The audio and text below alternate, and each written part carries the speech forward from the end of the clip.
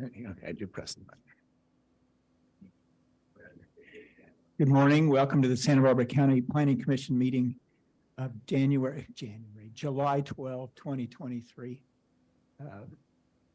Will you please join me in the flag salute? Pledge allegiance to the flag of the United States of America, nation under God, indivisible, with liberty and justice for all.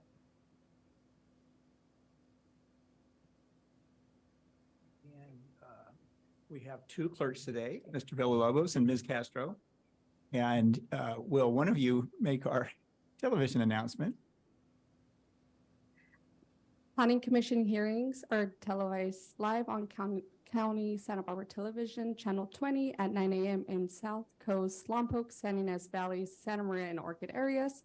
Rebroadcast Planning Commission hearings are on Fridays at 5 p.m. on CSB TV, Channel 20. This hearing will also be streamed live on CSB TV website and will be available for download in a day or two. Thank you. Well done. Now let's have the roll call. Commissioner Cooney? Here. Commissioner Bradley? Commissioner Farini? Here. Commissioner Martinez? Here. And Commissioner Park? Here. Thank you. Okay. Secretary Wilson, how about the agenda report? And then if there's anything to project, let's do the projection report too. Thank you, Mr. Chair and Commissioners. Before I do the status agenda, I do want to acknowledge and recognize that Ms. Richardson is participating remotely for the moment. So she's available via Zoom. And then Mr. Pettit will be here around 9:30 in person. So we do have County Counsel's office supporting us. I think we'll need them later, so it's good. So in regards to the status of the agenda, we have two items on the standard agenda: appeal of the Roundup Road entrance gate, and then revisions to condition of approval number 38 for the Strauss Wind Energy Project. And staff and the applicants and opponents on these projects are available and ready to present today. So I can move to the projection report, Mr. Chair. Thank you. Our next hearing is scheduled for July 26th, and that will be here. And that, as of right now, there's only one item on that agenda. And that is an appeal of a cannabis operation in Carpinteria. And then on August 2nd, we have two items projected for that, which is a rock climbing or a climbing gym in Hollister Avenue, and then a appeal on Ortega Ranch Road. So moving down into August, we have August 9th, which has one item on it, which is a development plan. And then we have on August 30th, we've projected to have a workshop for amendments to the comprehensive plan and the land use development code and coastal zoning ordinance and Montecito land use development code, maybe not the Montecito land use development code, for changes to those documents in regards to the recreation master plan, and that's on August 30th. And then September 6th, we have no items projected, and then September 13th, no items projected, and then September 20th, we do have one item, which is the Miramar Hotel. Oh, that's not even you guys. That's Montecito. We will be working with staff since Mr. Seward's here, and a bulk of those are his items.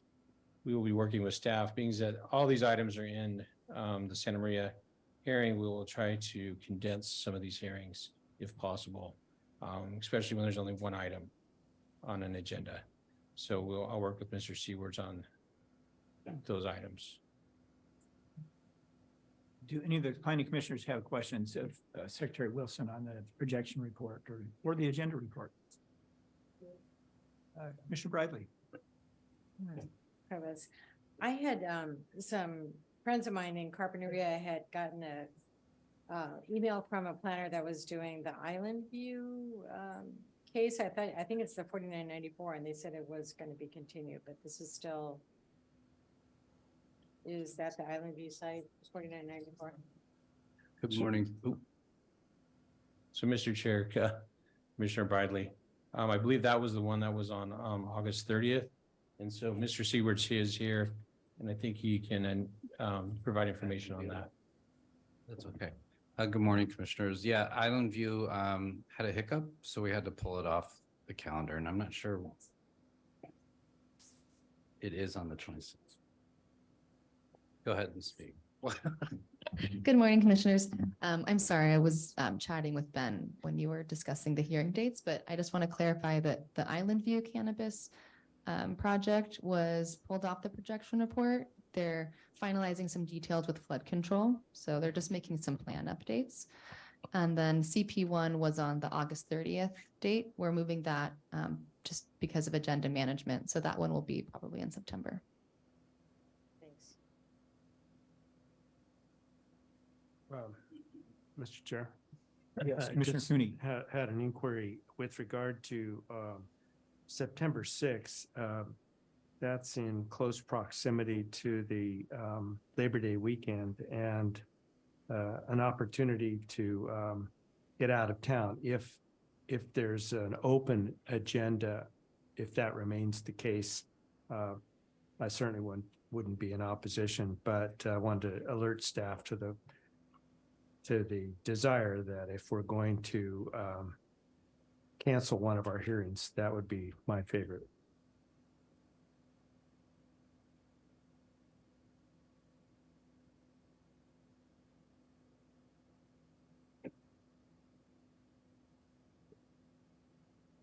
Secretary Wilson, we'll wind up having a second day on that workshop, the 30th.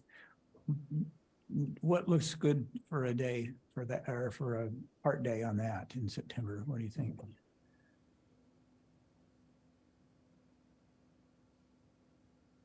Mr. Chair, Commissioners, I was looking at September 6th. Yeah. Just seeing if Commissioner Cooney was paying attention. Yeah. Depending on the questions and requests that staff get, it would depend on how soon we can bring it back. If it's just for further public information, we could be back on September 13th, which has no items. Otherwise, after that, the next available is September 27th.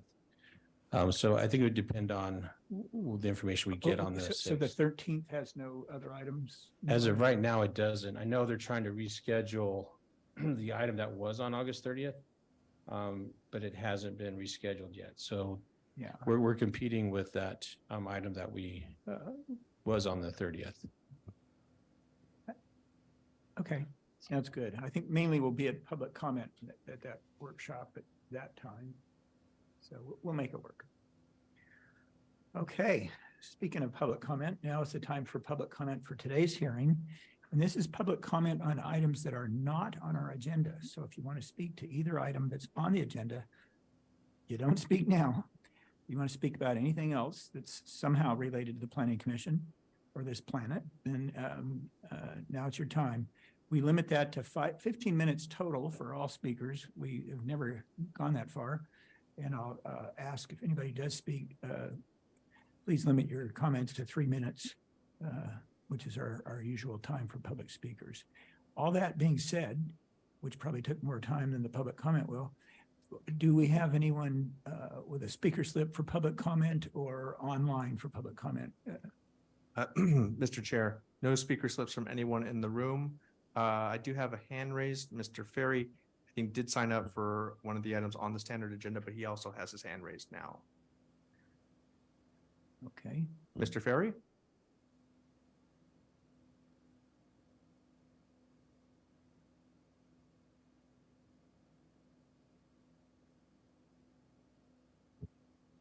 Perhaps Mr. Ferry walked away from his computer. Okay. Well, then let's go on to Planning Commissioners' informational reports. Do any of my fellow commissioners have a report that they'd like to make? Well, I'm going to make one that may seem personal, but really it relates very much to the Planning Commission. My longest serving friend and best friend, Michael Benedict, passed away a week and a half ago. Michael was remarkable for many things, one of which involved the Planning Commission. He was really our wine country pioneer that brought Pinot Noir grape to our wine country. And in the 70s, he was the first resident director of the UCSB's Channel Island program, living alone for several years on Santa Cruz Island. He was the first chair of the Land Trust for Santa Barbara when it merged the Carpinteria Valley Land Trust and the Santa Ynez Valley Land Trust. And he was on the Planning Commission in the, I think it was late 80s, early 90s. Planning Commission had a lot of business then. They did the All-American Pipeline, Los Flores, all those big offshore projects. They did a whole bunch of other things. I think this was before the creation of Montecito Planning Commission, so they did all of that. But I used to appear in front of them from time to time. What was very interesting is the makeup then was Michael Benedict, who was independent to say the least. Richard Quant, who was director of the Grower Shippers Association. Kim Skyzis, who was a professional planner from the Second District, kind of a tradition there. Johnny Brown, who was from the Brown family, longtime family in Carpinteria.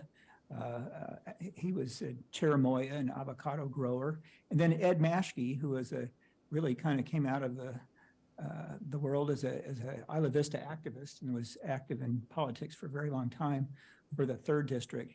You could not imagine a more disparate group of people from their politics and their professions, but they got along famously well. This was pre-Brown Act, and so the Planning Commission always go to lunch together and kind of party together. And it showed something to me that I think is well expressed by this Planning Commission. You can have differences of opinion, but if you have respect for your other planning commissioners, there's an atmosphere of collegiality that is a wonderful thing that I think brings out the best in what American politics should be. So I wanted to highlight that was something I used to see there, and I see it today in our Planning Commission. I'm very proud of it. Okay, thank you. Let's go on to our minutes. We've got both of our Hawkeyes today. You find any missing commas or inverted apostrophes or? Mr. Chair, Cooney.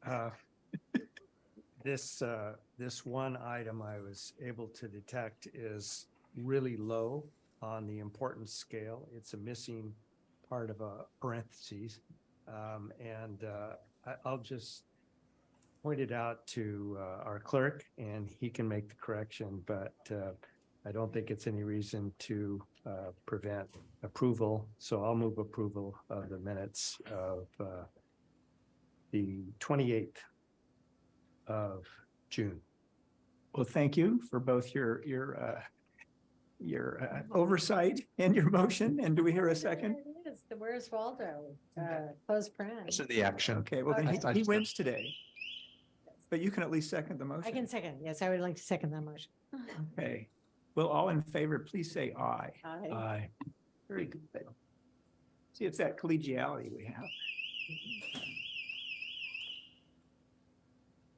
Mr. Chair, I believe Mr. Ferry is returned. Okay. Let's ask him if he had any public comment for items not on the agenda. I don't know if you can hear me, but we're not getting any video. At least I'm not getting any video. I've got the audio, but not video on the computer on the Zoom call. I think that might be a settings thing, but I can force the video by spotlighting it. So stand by. Thank you. Okay. Well, that's an appropriate public comment. Let's move on to the director's report. Mr. Chair and Commissioners, I'll be standing in for Director Plowman, who is out of the office currently. In regards to changes or actions at the board since our last hearing, there was no board hearing last week as it was a holiday. They did meet yesterday. The item of interest to the Planning Commission on the board agenda yesterday was wildfire amendments that you heard previously. That was adopted by the board yesterday. So those were amendments to the safety element. Looking forward, later in the year, the board will be going on summer break later in July, beginning of August. And then we don't have anything projected for the August 18th hearing, but then we will have items on the August 22nd, which is the safety valve project, the pipeline safety valve project appeal. Will be going to the board on that date. And then following that on August 29th, the Coastal Resource Mitigation Fund grant cycle will be going to the board to review applications for funding from the Coastal Resource Mitigation Fund.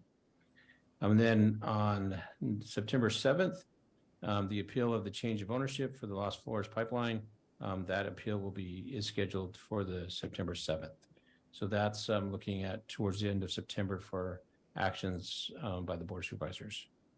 Other than that, I don't really have anything more to report for the directors. And then they're off for a few weeks? Or is that happening right now? So Mr. Chair and Commissioners, the board will be closed for summer break beginning July 25th to August 15th. So there'll be one more hearing next week, which will be in Santa Barbara.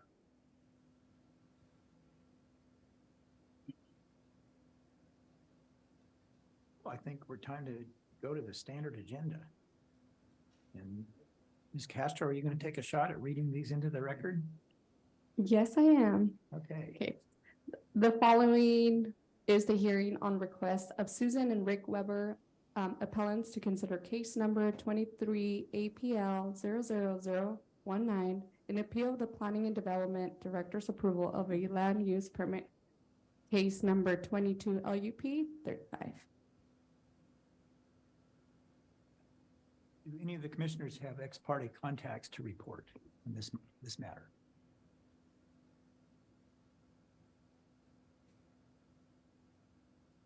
Well, neither do I. I meant to drive by there, but I forgot. So here we go.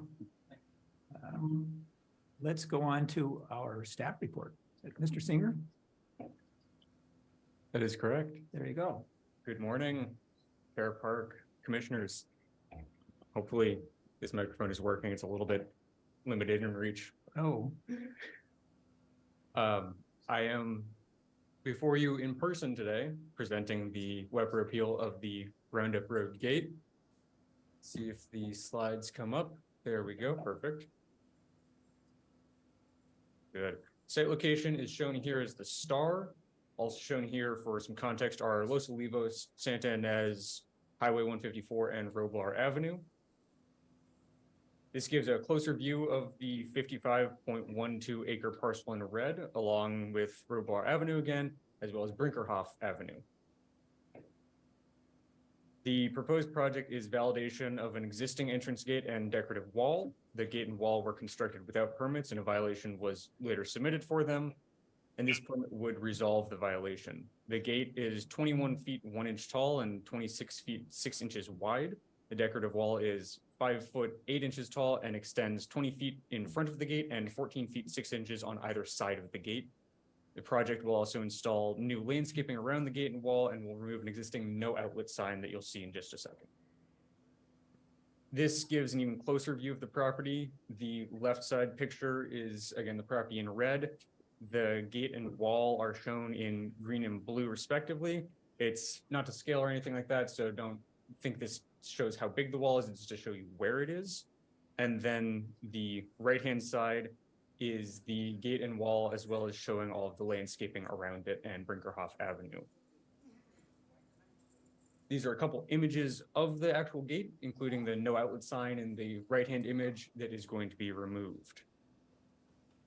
The appellants raised 5 appeal issues in their appeal. The first issue is the contention that the applicant has not addressed CBAR's comments when they reviewed it. CBAR's comments included treating the tile on the gate for reflectivity, replacing the white stucco with a more earth tone color, removing the no outlet sign, and adding landscaping. The applicants have met all of CBAR's requirements. The tiles have been treated, and the effect on that's going to kind of increase over time. Both removing the no outlet sign and installation of landscaping will be required after permit issuance, but they're shown on the plans as you saw. And there were no appeals filed of CBAR's action to grant approval of the project. The second appeal issue is the assertion that the project is inconsistent with LUDC height limits, specifically the appellant cites section 353070 C2A1. This section doesn't actually apply to the proposed project, however. The section provides additional standards that let gates up to 18 feet be exempted from permits. Since this gate is 21 feet, it requires a land use permit, and the requirements of that section don't apply to it. The third appeal issue is that the appellants say that the project was not reviewed by County Public Works to confirm the gate width and distance from the right-of-way were adequate, but the project was reviewed by Public Works Transportation Division, who confirmed that it does not conflict with their standards. The fourth appeal issue is the contention that the project is located on prime soils. It is located on prime soils, but as is discussed in section 6.3 of the staff report, the project is consistent with all county policies and standards for prime soils. The prime soils primarily follow along Brinkerhoff Avenue, which I'll show in a second, and a lot of the road is actually on the prime soils. The gate also supports the cattle and ranch operation of the site, and it doesn't convert prime soils to a non-agricultural use. This is the prime soils in the red hash. The small blue line, if you can see it by the letter B in Brinkerhoff, is where the gate is. And again, you can just see that the prime soils are primarily like Brinkerhoff Road takes up a large portion of them, and they barely extend onto the property in question. The final appeal issue is the assertion that CBAR erred in approving the project because it's not in proportion to and in scale with other structures in the area. As previously stated, no appeals of CBAR's approval were filed, and decorative entrance gates like this one for ranches are commonplace in the Santa Ynez area. You can drive and see plenty of them. The project's also consistent with county policies and standards for visual resources, as is discussed in the staff report. Staff recommends that your commission deny the appeal, case number 23 APL 19, make the required findings for approval, including CEQA findings, determine that the project is exempt from CEQA pursuant to CEQA guidelines section 15303, and grant de novo approval of the proposed project, case number 22 LUP 35, subject to the conditions of approval. And that concludes my presentation, but as always, I am available to answer any questions. Thank you. Do we have any questions of the planning commissioners? Looks like we have several. Yes. Let's start with Commissioner Bradley. Thank you very much. Very good staff report. I understand this, but just one point of clarification. The final CBAR action was actually a consent calendar action, correct? Commissioner Bradley, through the chair, that is correct. CBAR had reviewed it previously, given some comments, and said if those comments came back met, the project could return on consent for final approval. And I'm wondering, what is it that returned to that consent calendar review by the applicant? Was it photos? Was it an example of the tile that was already constructed, or what was it exactly that consent architect reviewed? Commissioner Bradley, through the chair, that one was specifically, they wanted more irrigation details and some of the landscaping cleared up. They had shown landscaping in the previous CBAR hearing, but I believe CBAR had issue with how it was shown the mass of the landscaping didn't look accurate to them. So they requested to come back with that corrected and irrigation details added to it. So were you present at some of those meetings? I was present at all. Yes. Okay, so on the second to the last one, November 4th, 2022, and thank you so much for giving us some minutes in here. That CBAR comment was applicant stated that they applied a treatment to the clay tile. Was there an example brought in to the board then? Do you remember? As far as I wasn't in person for that one. I can't say if they had brought in a physical example or anything like that. They had pictures of the tile and all the materials included, and I think described the treatment, but I'm not sure if they brought in a physical example for it. You didn't, I mean, were the photographs of after the treatment had been applied? The photographs, some of them are, and I think they had a picture of the materials, like the new materials as a material board, but they had, and let's see if I can go back a couple.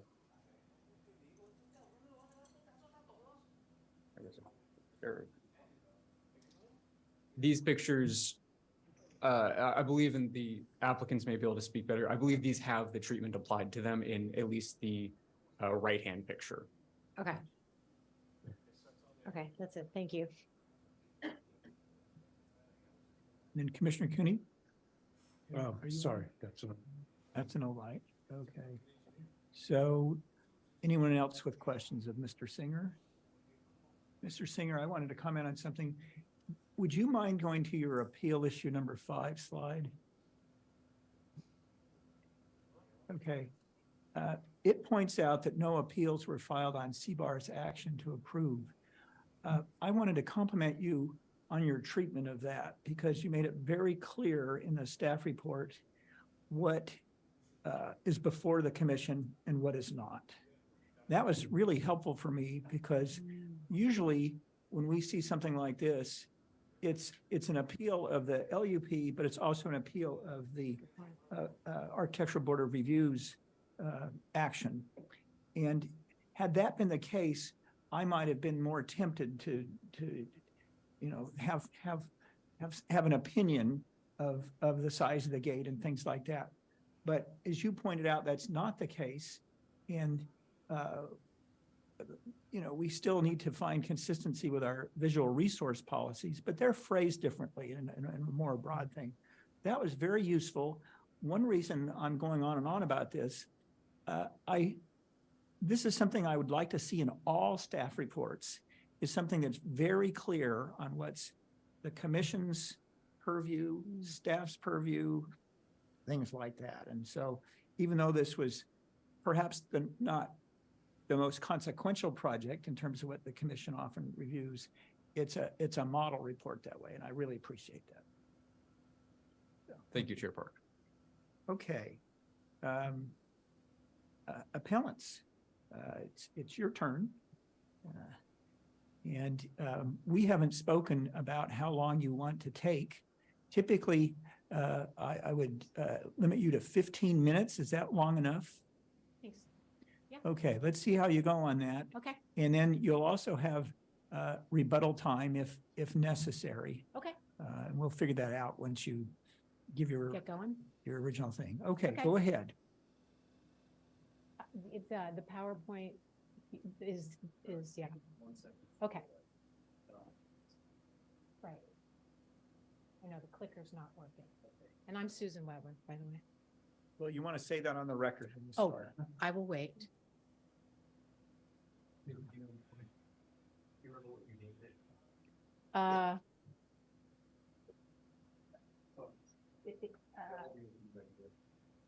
That's it. Thank you.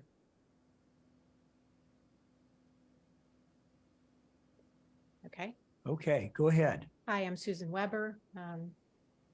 We are the appellant for the front gate project on 2710 Brinkerhoff. Before I start, I just want to, hi, Ben. It's nice to finally meet you. I just want to say, relative to what you just said about the CBAR, there was no appeal on the CBAR ruling. We were never told there was going to be a CBAR ruling on that particular item. We had been given notice, and we've been to all of the other meetings, and we were not advised that this was happening. Obviously, had we been advised, we would have been there and we would have objected and appealed that particular thing at that time. So I just wanted to clarify that we would have done that. So this was our last resort in talking to Ben, who's been incredibly helpful This was our last resort in terms of appealing, but we would have appealed earlier had we been notified that that was going to occur. So I want to clarify that. So anyway, okay. Appeal of the front gate, we can. So from our house, which is up on the ridge line, across the street, that's what that entrance looks like. It's like diamonds. Not only is the blue tile incredibly reflective, but the design of that roof area is wavy. And so any condensation that happens in the morning, and whether it's hot enough for it to dry up or not throughout the day, it holds all this condensation and it sparkles. And it's a little bizarre, but you know, that is what it is. So you can't even see the blue, you're just seeing really the reflectivity. That is what it looks like from street level. So at the bottom of our driveway, that's what it looks like. A little closer up, it's very blue. Okay. This is the front gate of the owners of this property. And this is lovely. This is, they live in Woodstock as we do. And if this had been this way, we would have been thrilled. It's a beautifully designed front entrance and it doesn't have that little roof thing going on over it. And they had been talking about branding. And so from a branding point of view, yeah, that would have been lovely. But then they added an extra component, which is really the most contentious part for us. So these are neighboring gates in the area. They all have that horizontal bar across. Ours is the lower bottom, so we're directly across the street from them. But all of the gates are, you know, they're, I mean, you talked about decorative gates. Ours is probably the most decorative, but they're all minimal and well thought out and not particularly ostentatious, because that's the area doesn't, we're not in Montecito, we're not in Santa Barbara, there are no ocean views, so bright blue kind of is not, it doesn't really fit into the landscaping and the topography. This is their entrance from midway before you go up the hill on our driveway. So you can see it's pretty big, especially relative to ours. Okay. So that's the proposed landscaping that apparently had been generated. Again, and Ben showed this slide as well. And this is what it looks like now. It's a little sad looking. And that's from the side. And I understand that the landscaping hasn't been installed yet because I guess they need final approval or their permit issued or whatever, but nothing of any consequence has been done. And they said they planted trees, and those are the trees. You can kind of see them a little bit. They're like 2 feet tall. So they're, to me, I don't know if they meet the requirements or not, but that's where they are. So for us, there are 2 things that are, from a principal point of view.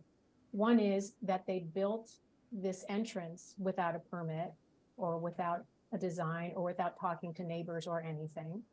And then retroactively, because I inquired about it, then they went to ask for a permit. So they built and then they asked, which I think is a really bad precedent to set, because that means that, you know, a lot of things can get built and then generally the CBAR isn't going to necessarily ask people to rip things out, but it gives a lot of license to move ahead without the proper permitting. The other thing that is really frustrating for us is that if you look at the CBAR comments on that first day, The blue tile is very reflective and it's intense. The color and glaze do not work. The colors are not appropriate to the area. The white should be muted down. That's the gate of the wall. Given the scale of the structure, it would fit better if trees and landscape were added. We understand that. The tile needs to either be replaced or treated to remove the reflectivity and to use an earth tone color. Provide a sample with the proposed treatment. Tone down the white stucco wall and using a more earth tone treatment, which it actually had started in a much more muted color and then they painted it. And then if the colors, and this is for us, this is the most critical part. If the colors, materials, and landscaping are brought into alignment with the C-bar comments above, the C-bar may be able to support the proposed height of the structure, which is 3 feet 1 inch over the height limit. So for us, when we were at that meeting via Zoom, we thought, okay, great. You know, if they can change the color of the roof and make it, you know, more in keeping with the with the topography and the general colors of the area, that's fabulous. If they can tone down the walls, we're good. It's all good. Even though it's tall, we don't care. It's all good. And none of that occurred. Okay, Ben. So in the next meeting my husband was at, they stated that they applied a treatment to the clay tile and the board was satisfied with that. I don't know what the treatment was. We were never shown a before and after. The color of the tile had not changed at all. There was nothing talked about in terms of the muted color for the wall. So the tile color didn't change, the wall color didn't change. And so all of a sudden, all of the things, all the requirements that the C-bar had set prior just disappeared. They just vanished. And we were shocked by this. Like what happened in between that first meeting and that second meeting when they were so vehement, Bethany in particular, was so vehement about the fact that it did not fit into the landscape. Okay. I wrote a letter, I'm not going to read it, just with my disappointment. And I can say this with candor that, you know, we built a house 5 years ago across the street and we went through, it was agonizing. And I understand that the process and it is, you know, very methodical and systematic. And you go through your plans and you go back and you revise and you go back and you revise. And we did this for months and we did everything we were supposed to do. And we finally got approval. In this case, and granted, it's not a house, but I look at this thing every day. So in this case, from a principal point of view, why do they not follow the rules and the regulations set forth by the county, and yet they get what they want approved regardless? I just, that just doesn't make sense to me. So that's what that letter was, and I'm not going to bother to read it, and you can read it if you want. Okay, Ben. So a summary of events. So as discussed, the subject property, there was no permitting, there was no, normally when you're building something near neighbors, you alert the neighbors, you say, that's what we did. You say, this is what's going on. None of that. It goes up. My husband and I are looking at it going, did the C-bar approve this? Because if they approved it, okay, no harm, no foul. But then we found out it wasn't approved, and then we filed a complaint, and then all of this started happening. And it went to the C-bar, and the C-bar said, this is a problem, this is a problem, this is a problem, this is a problem. And then fast forward to, oh, looks good to us. Okay, fine. And then go ahead, Ben. And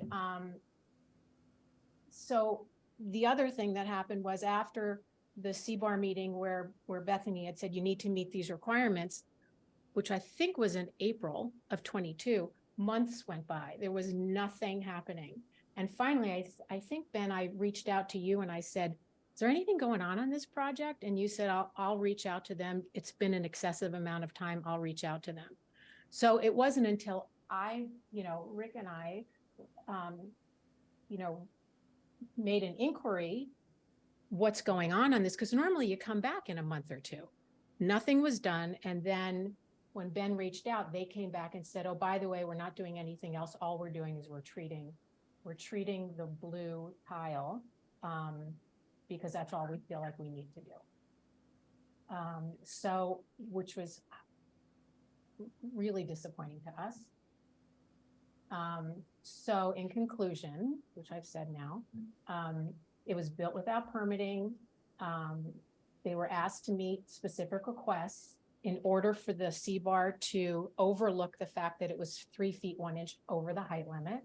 The owner didn't return voluntarily.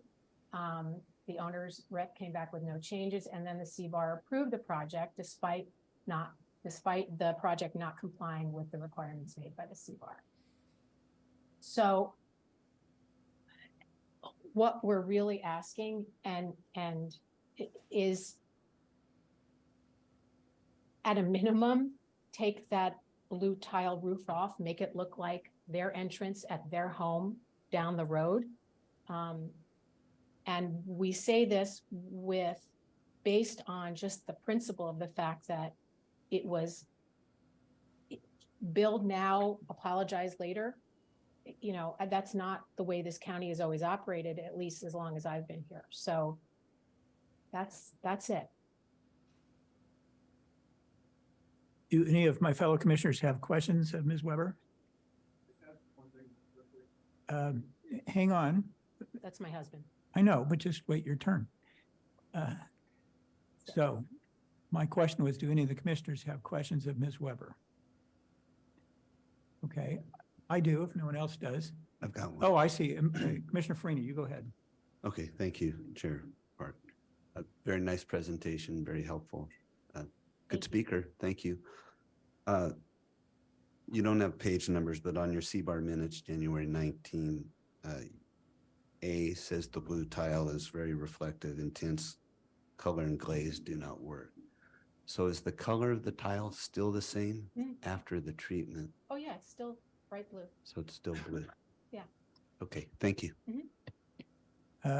My question sort of follows up on his. And I want you to connect the dots for me. Yep. I haven't seen it from your property. I haven't seen it at all. When I read the staff report, it looked like the blue color was the main issue. You go back to your first slide and it looks like that reflectivity is the main issue. And I get the point from looking at that. Is that reflectivity a function of it being blue? I mean, or would it be the same thing if it was yellow or red or whatever? You mentioned there's condensation on top of it, and that's what causes the reflectivity. I think that I don't have the knowledge to be able to state whether it would be, if it were yellow or green, would it be any different? I don't know, but there's sometimes, this was an exceptional shot that I got, like I was outside that day and I'm like, oh my gosh, look at that. So I clicked it. Is that typical of what you see? Yes, but sometimes blue, it's not completely diamondy, glisteny like that. Sometimes there's some blue and then there's some glisteny and there's some blue. When it's not reflective like that and the bright blue is just there, it, as you can see against that, it sticks out anyway. It's just not glistening like that. So I don't know Okay. if that answers your question. Well, it raises a conundrum for us in that, there might be some of us that would say it was built as blue tile and there's consequences for building without a permit.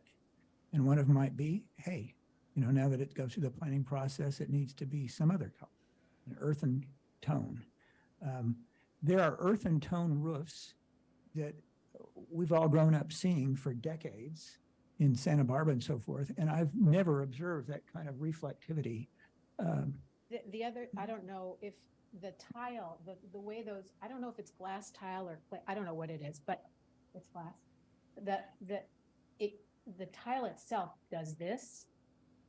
So what happens is that it's the tile itself, if it were flat, wouldn't hold the condensation the way it does. But because it does this curvy thing, it holds the water. I mean, this sounds so dumb in the light of like what's going on in the world, but now that we're talking about this, it holds the water. And so the tile itself is problematic, because it is not designed to drain. So between the blue of it, the glass top sort of reflectivity of it, and the design of it, it's sort of a triple whammy ickiness for it. You know? Right. Well, you can see we're in kind of a, like I said, a conundrum. We don't know whether changing the color or whatever else would make a difference for you. But I mean, honestly, if you can't see, well, you can see that you can see there. Well, you need to be at the podium because we've got to take it on the record. Okay, you can see there are the R underneath of it, which is what their, yep, thank you. Yeah. Which is what their real gate looks like. Right. If they could just take off that roof, that would be So, perfect. This has taken months and months, several public hearings, a lot of public resource time like it is today. And I have to wonder, have you had conversations with the neighbors about, hey, could you do something for us? Hasn't happened. No. Okay. I will, there are a lot of reasons why. All I will say is I'm the president of the board of the Woodstock Property Owners Association in which they live. And I thought it best not to do that. Okay. Now, Mr. Weber, you had something to say? Chair Park, Oh, I had one more thing. I Mr. needed Free to is going to clear ask you a question, Ms. Ms. Weber. Weber. Okay. On the January 19th, 22 CBAR meeting, Mhm. were you present? Yes. Okay, thank you. I have one quick question. There's just, Mr. Martinez, yes. I'm sorry. I just jumped in there really quick there. You made mention you're president of what now? The, The Woodstock Property Owners Association. okay, is that, and that property owner association, This all these property is properties? not, but Oh, that property okay. across the street, no. That clarifies. Thank you. Okay. Mr. Weber, why don't you come up to the podium? Thank you. Your very much. wife told me that 15 minutes would do. You got 2.5 minutes left out of that original 15. So make it quick. It will be very quick. You sir. will get an opportunity for rebuttal I in appreciate that. addition to that. It will be Okay. very quick because some things have been brought up. I just want to make clarification if I can. So first of all, I believe the reflectivity you see is due to its glass tile. So that's one issue. It's blue. The blue is not appropriate at all. And if you go to the slide where it says the CBAR comments, if you could, Ben, just real quickly, hopefully this doesn't take too long. Okay, so at the CBAR hearing, they said, listen, the blue tile is not appropriate.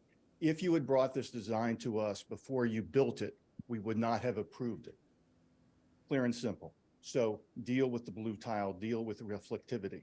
And it wasn't just treat it and hope. Now, to your question, was there a sample or some evidence shown at the following hearings? No, there was not. We have not seen any evidence whatsoever of what treatment means, how that might be affected, and what the result would be. When you go back to the picture you see at the beginning, that picture was taken well after treatment. So what's the evidence to show that reflectivity or any sort of improvement has been made? None.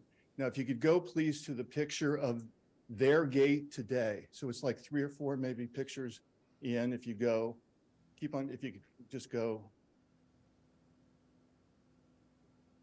It's not showing. What I want to do is show their gate.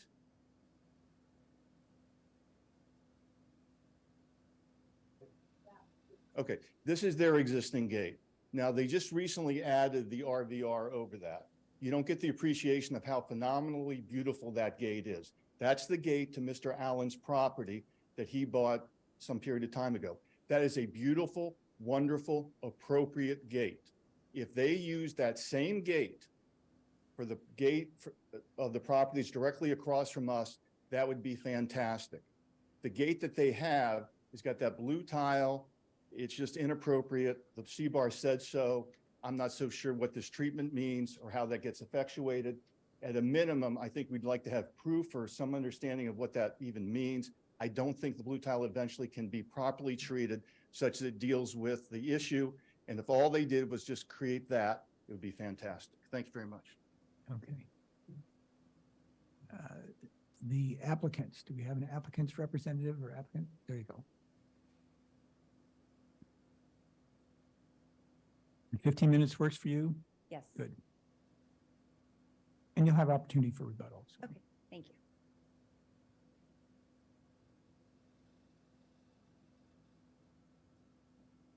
My name is Elsa Reeder, and I'm here representing the applicant.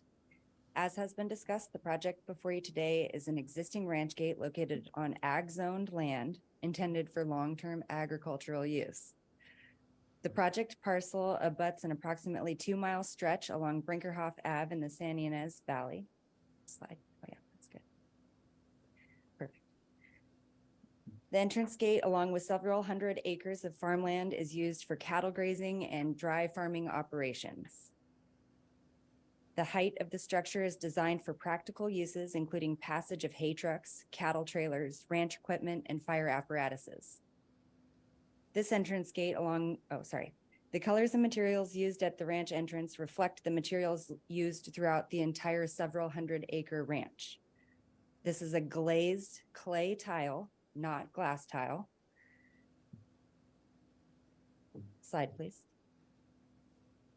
The project site sits adjacent to and partially overlaps a low-lying swatch of prime soils.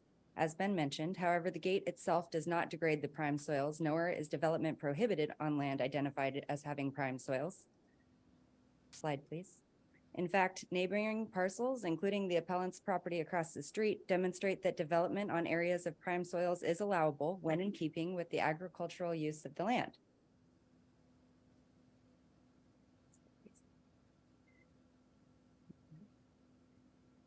This project has been diligently tracked and reviewed by staff. It was routed through CBAR for design review, seen multiple times, and ultimately approved with a 5-0 vote. That design review approval was not appealed. Slide, please. So, regulations, what applies? In the agricultural zoning standards, it's noted that an Ag 2 property having a height limit of 35 feet for residential structures and no limits otherwise. But because of some tract map conditions of approval from a decade ago, development on this particular site is automatically subject to design review.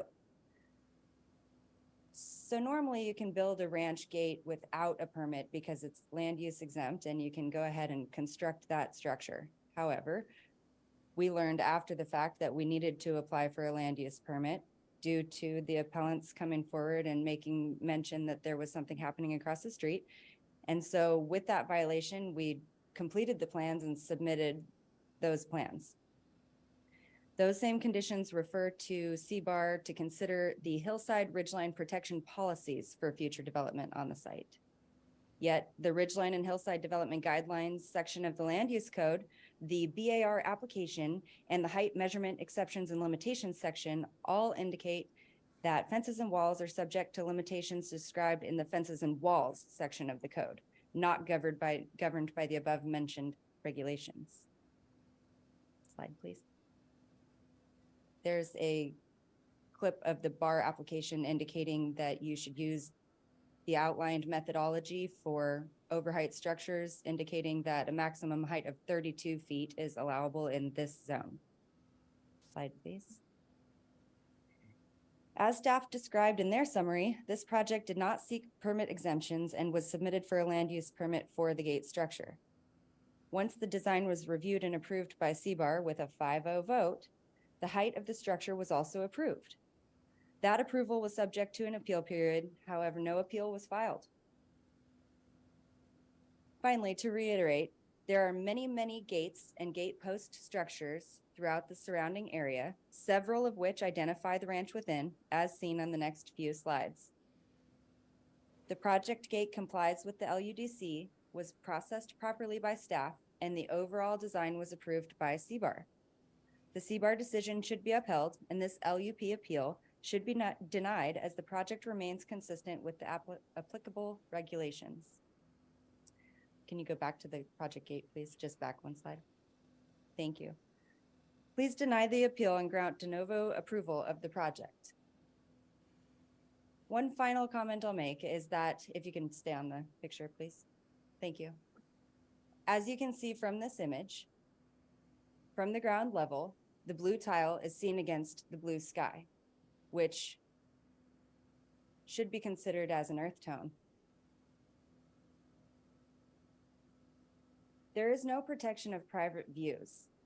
So if the appellant is sitting up on a hill looking down at this gate and seeing a blue tile, that isn't to be considered by CBAR or the Planning Commission, as protection of private views is not part of your purview. Thank you. Do any of my fellow commissioners have questions of the applicant's representative? Mr. Martinez, go ahead. Good morning. My first question is in your presentation, it says that the ag gate constructed under presumed zoning exemption for ag structures. When was it constructed? I believe late 2020, but I didn't get involved until after that, so I couldn't be exactly sure. Okay. And I'm going to follow up on Commissioner Park's statement. Have you made any attempts in regards to trying to communicate with the appellants in this? They approached us after one of the CBAR hearings, and we did have a conversation outside of that meeting where they invited us up to their property to see the gate from their perspective. However, we had already discussed with CBAR and agreed to treat the tile, which we did, and the owner was not willing to go up to the property for a glass of wine to meet with the neighbor. Your client? My client, yes. So there's, I know I didn't ask this appellant, but so is there any opportunity here for you two to still meet and confer, and I call it mediation? With all due respect, our client has now spent thousands and thousands of dollars and years trying to get a simple gate on a ranch in the San Ynez Valley approved. He owns hundreds of acres. He does not see a reason to continue this process after having received an approval from the design review body. And this is kind of a general question, but my sixth sense is telling me, is this just the only issue between your property owner and the homeowner association? There is no association pertaining to this particular Agreed. property. But any other issues? Not that I'm aware of. Okay, that's fine. Commissioner Farini? Thank you, Chair Park. On this property, it says it's a cattle ranch. How many acres is the parcel? This parcel is 55 acres. However, the owner owns 3 other contiguous properties. And so his ranch totals nearly 500 acres when you put that all together. Okay, and do you know how many head of cattle I are do on not. that contiguous area? I'm sorry, I don't know the answer to that. Okay, and then the subject of the reflectivity in the January 19 minutes of CBAR, it says on D that it discusses reflectivity and to use earth tone color. So it says the blue tile is quite intense. So it seemed that the blue color was called into question by CBAR, but now you're saying that it's an earth tone. Which is the same discussion that I had with the CBAR, and they ultimately agreed with me. I went back to that hearing and I presented my case. Yeah. And Is that in some minutes do you that we could look at? I don't have the minutes I have in my briefcase, but they've already been represented. You would probably need to go watch that hearing to get the full. You didn't present anything to substantiate what you're saying before CBAR on that, right? Are you saying, did I bring a tile? What are you? Do you have anything to show us? No, nothing additional today. Okay, thank you. I have some questions. Okay. There's mention of application of some coating. What was applied? So it's an acid wash. So a clay tile that has a typical glaze, just like you would do in a ceramics class, you glaze that clay.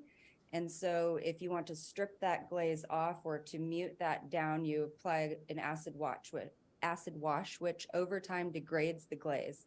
So you can already see when you're on site that when a picture isn't taken right after a rain, there is quite a bit of dust buildup, a muted blue coloring because it's getting a lot of wear. That acid wash is definitely taking hold. Now, you mentioned in your presentation that this treatment with blue tile is consistent with the rest of the property.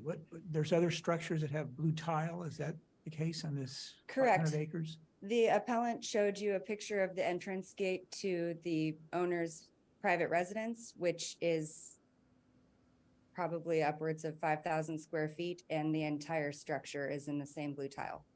All of the structures the owner owns in the area are in the blue tile, which is ranch branding. That's representative of his entire ranch brand. So his barns and Yes, sir. horse sheds are, okay. So in a nutshell, what's the owner's reason for not simply taking out the tile or changing it to prevent the thousands of dollars the owner spent in the years getting this processed? It's a means of identification and connectivity for the ranch. It's part of the branding. It's when, this property sits along, like I mentioned, approximately 2 miles of Brinkerhoff Avenue. This is one driveway that comes down on that entire stretch. And when a hay truck or a cattle truck or a stock trailer arrives, this is help identifying where you're going, what you're getting to. This is the entry they go in to get the cattle. This is the entry they bring the hay through. It's part of identifying the ranch. But your other gate doesn't have this. Because that's to his private residence. That's the house. This is where the hay trucks are going. This is along a country road where there are dotted gates, overhead sections, entrances to ranches, this being one of them. So the gate to his private residence, which has several thousand feet of blue tile for the roof, doesn't have this treatment, but the back hay gate does, is what you're telling us. It's connecting the two, right? So the private ranch is up a different road and away from this property by approximately a mile. So that ranch and where it is at the back of that road, Roundup Valley Road, is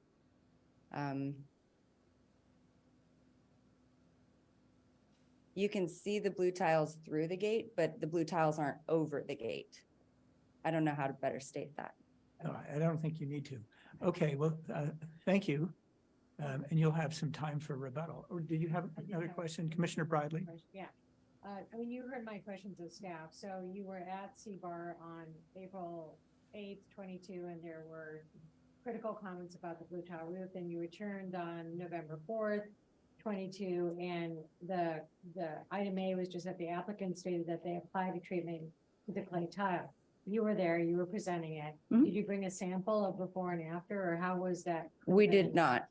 It's Did any CBAR member state for the record that they had gone and seen it as a different? I believe they have. I haven't rewatched that, so I can't recall with certainty, but I do believe they did go visit the site. Okay, and then final was given on consent calendar and no member from the public was present there.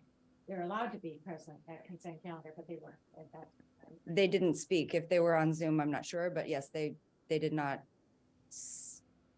object at that time. Okay. Thank you. Nor did they file an appeal.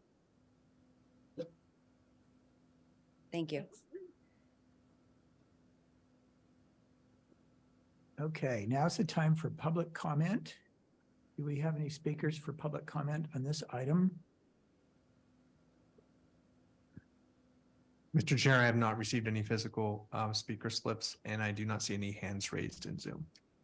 Okay, then let's go to rebuttal. And so it'd be appellant's time for rebuttal. Do you have rebuttal comments?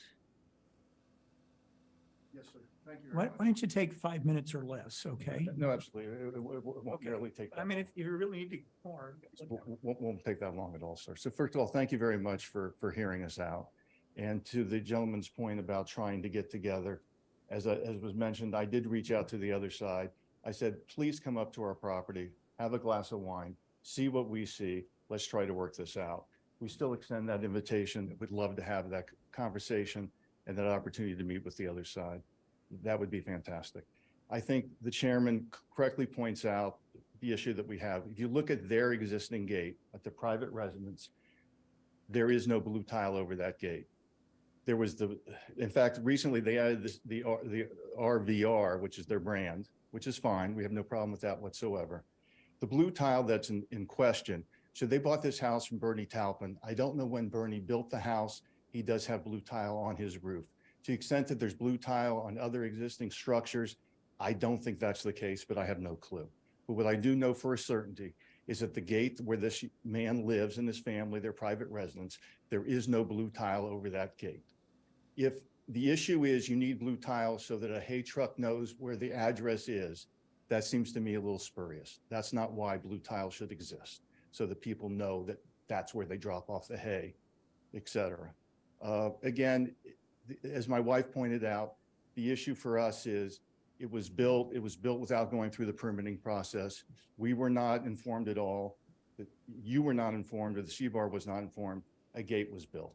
And that to me is wrong. So if you commit an error or a violation, I believe, I hope you believe as well, you should then apply the highest standards. Make them comply in the most strictest manner with what you perceive to be is the correct approach. And I think that the thing that would be most helpful, at least for me, is that you have a 35 spot, 30 spot 060, which basically says the height, scale, and design of each structure shall be compatible with the character of the surrounding natural environment. Structures should be subordinate in appearance to the natural landforms. And then finally, about the hearing on, I guess it was March the 10th, I apologize if we did not have notice of that. We did not know about that. If we had, I'm pretty sure we would have been there either in person or in Zoom. If we could have made an appeal from that or whatever the next step was, I'm sure we would have done that. If we'd erred in that regard, my apologies. Thank you again very much for your time. Any questions of Mr. Weber? Okay, then Ms. Reeder, would you come up and do your rebuttal if you have some? And can you limit yours to 5 minutes? Yes. Thanks. The only comment that I would like to reiterate is that we're here before you today appealing the LUP, not the design of the structure. That is it. Any questions of Ms. Reeder? Okay, then we'll close the public hearing. And do we have any further comments from staff on this item? Chair Park, we do not at this time. Thank you. And do we have any questions of staff? Looks like we do. Mr. Freeney, why don't you go first? Thank you. I wonder if staff might research for me what earth tone colors means and present that. Thank you. Okay, and then I thought I saw somebody else.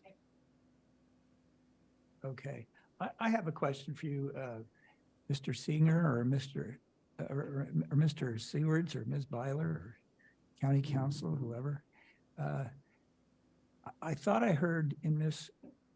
Reeder's comments an argument that this never required permitting in the first place, and it required permitting because a neighbor complained. Would you briefly explain why this project is not exempt and needed a permitting process? Chair Park, this gate specifically was not exempt due to the height. So as mentioned, some gates up to 18 feet can be exempted from permits. There are other requirements. I can't remember all of them off the top of my head, but that's kind of the maximum height for exempting a gate. Anything over than that requires the approval of a land use permit. And then the reason that the applicant may have mentioned that is that this was required to go to design review.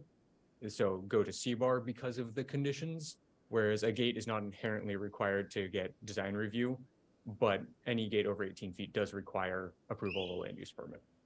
So if it's a gate under 18 feet, it's exempt and there's no design review. If it's a gate over 18 feet, and this is 3 feet higher than that, then it does need an LUP and it does need design review. Chair Park, it might not need design review. Most don't. This one did just because of the tract map conditions for the parcel. But the next parcel over, if they built a 21-foot gate, might not need design review. Otherwise, you're correct. Oh, because there's a condition of approval Correct. in the subdivision map. Correct. The tract map that created this parcel had a condition for 5 or 6 of the lots it created that said these lots, any structures require approval and review by the BAR. And that's recorded. That's there for everyone to see, as is the code. And then finally, the visual resource policy would apply to any of those gates regardless, correct? Correct. Okay, well, thank you. Chair Park. Yes. To Commissioner Farini's question, there's a lot on the internet. How about Better Homes and Gardens? I'm just choosing a random one. No Sunset Magazine? I can look up that too. Timeless color palette includes soft creams, off-whites, warm desert inspired shades, muddy greens, blues, and vibrant mineral shades are considered earth tones. Yeah, that sounds romantic. Yeah. I'm looking at a bunch of different palette colors, and there are shades of blue in there in the earth tone as well, muted blues. Thank you. Yeah. Any further questions of staff from anyone? Then let's move on to deliberations. It's my district. I'm glad to start, but if anybody else is just dying to make a comment, you go first. Anybody else dying to make a comment? I'll go. All right, Commissioner Freeney is dying to make a comment. No, not really. Not really. Trying to okay. get it all out before I forget. I understand. Yeah, Okay. I'm there. Well, really tough. We have, we're kind of being put in the parental position here of 2 neighbors. One thing I looked at is the ag use of the property. It's unfortunate that I couldn't hear the information about how actively the property is used for true agricultural concerns. This seems to be a classic Santa Ynez problem too, is you do have commercial agriculture endeavors within neighborhoods, right? People have their small ranches, but they have more of a neighborhood vibe than a commercial farm vibe. So I don't really know where that puts us other than into some type of compromise. The blue the tile does seem to be the main problem. For me, the main problem is that whole structure that holds the tile. It's inconsistent with all of the other gates we were shown by both the appellant and the applicant. None of them had this roof structure. They all had a straight beam across the top with some form of identification or naming of the ranch, whether that be on the gates or the beam.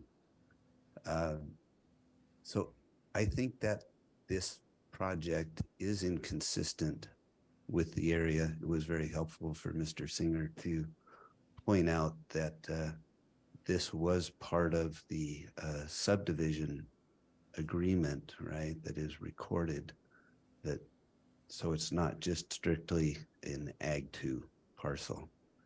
Up to me, I'd say take that whole blue tile structure off leave the straight beam and the hanging RVR symbol.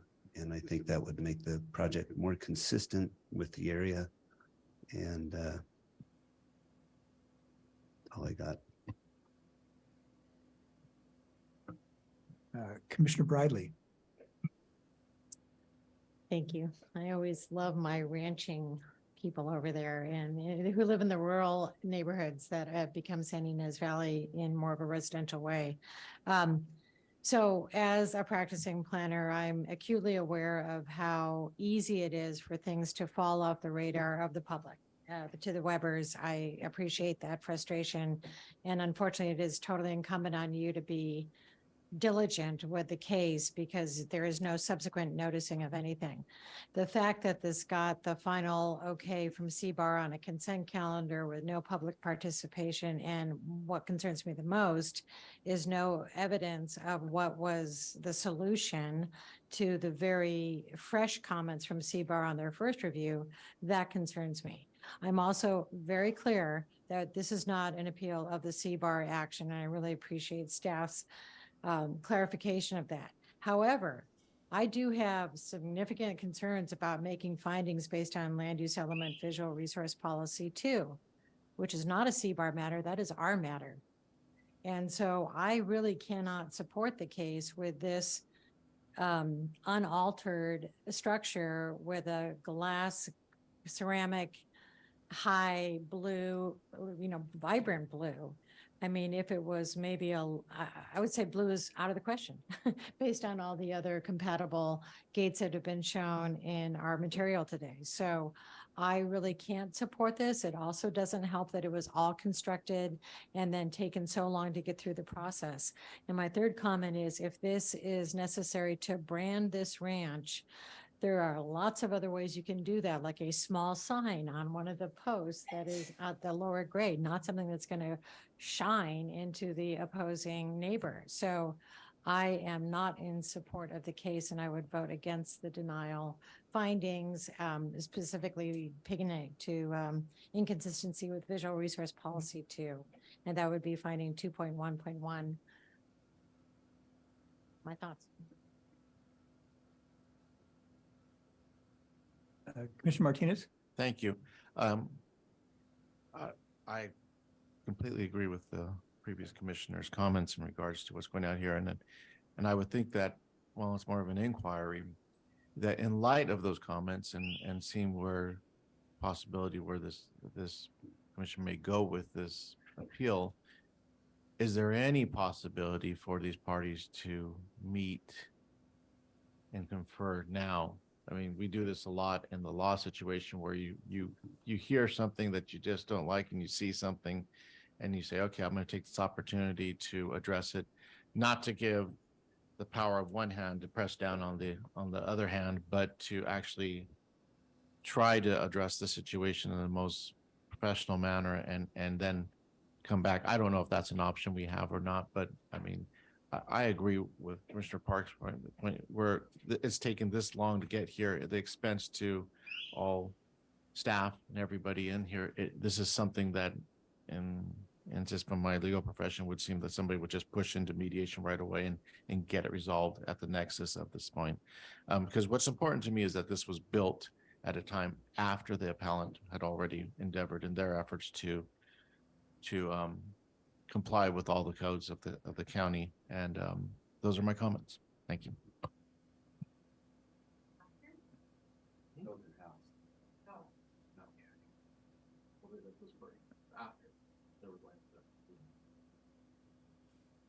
I have some comments. Commissioner Cooney, did you want to comment first or? Mr. Chair, I've absorbed a lot more than I thought would be produced by this dispute, and I'd like to hear how you would like to resolve it. To some degree, my comments are mooted by the fact that 3 commissioners appear to agree for denial, but I still want to make some comments.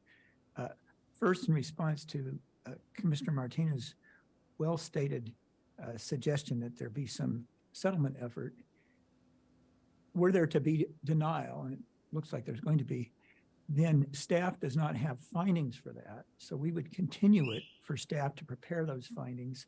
That gives the parties plenty of time to discuss what they might do. And I can, certainly in some manners, we suggest that the parties get together over the lunch hour and we trail the matter and try to deal with it in the afternoon. Here we have a matter that's going to take a lot of time. And this is a gate that was built years ago. There's no reason it has to be resolved today. So I would suggest you've got a good suggestion, but the normal process will allow that time.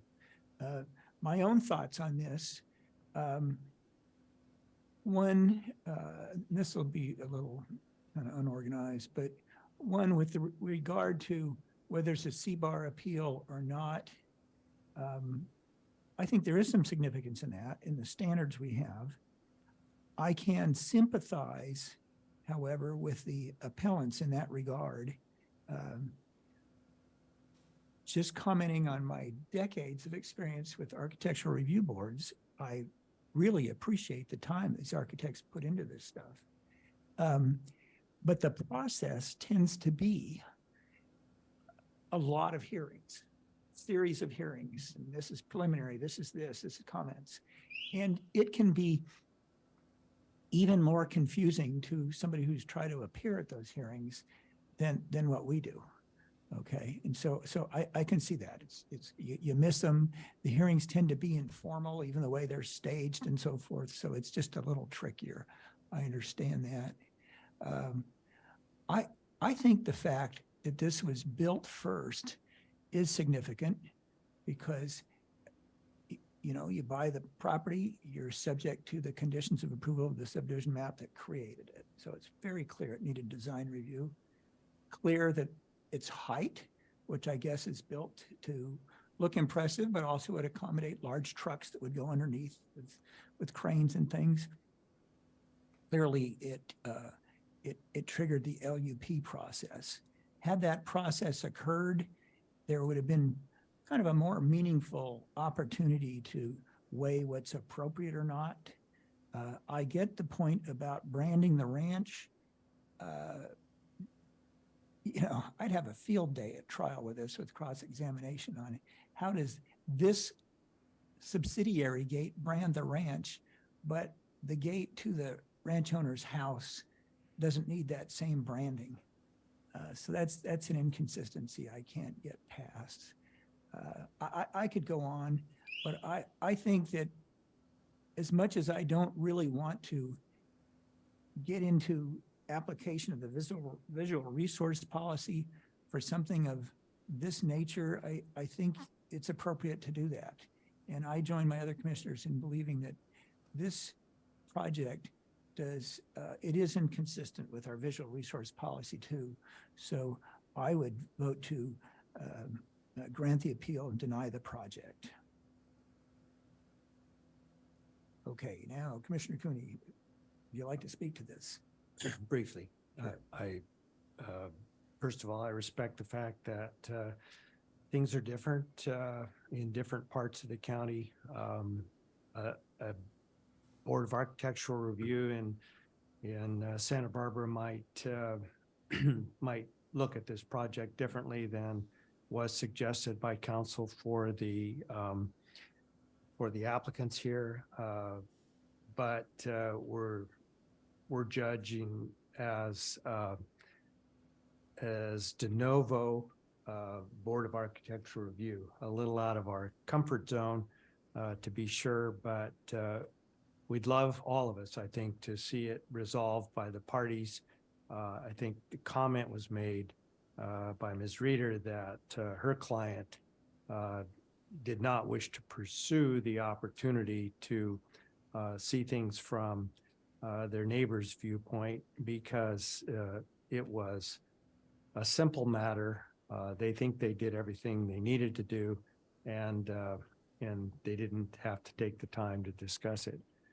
So the result is their project is obviously going to be denied. I don't think that's wrong.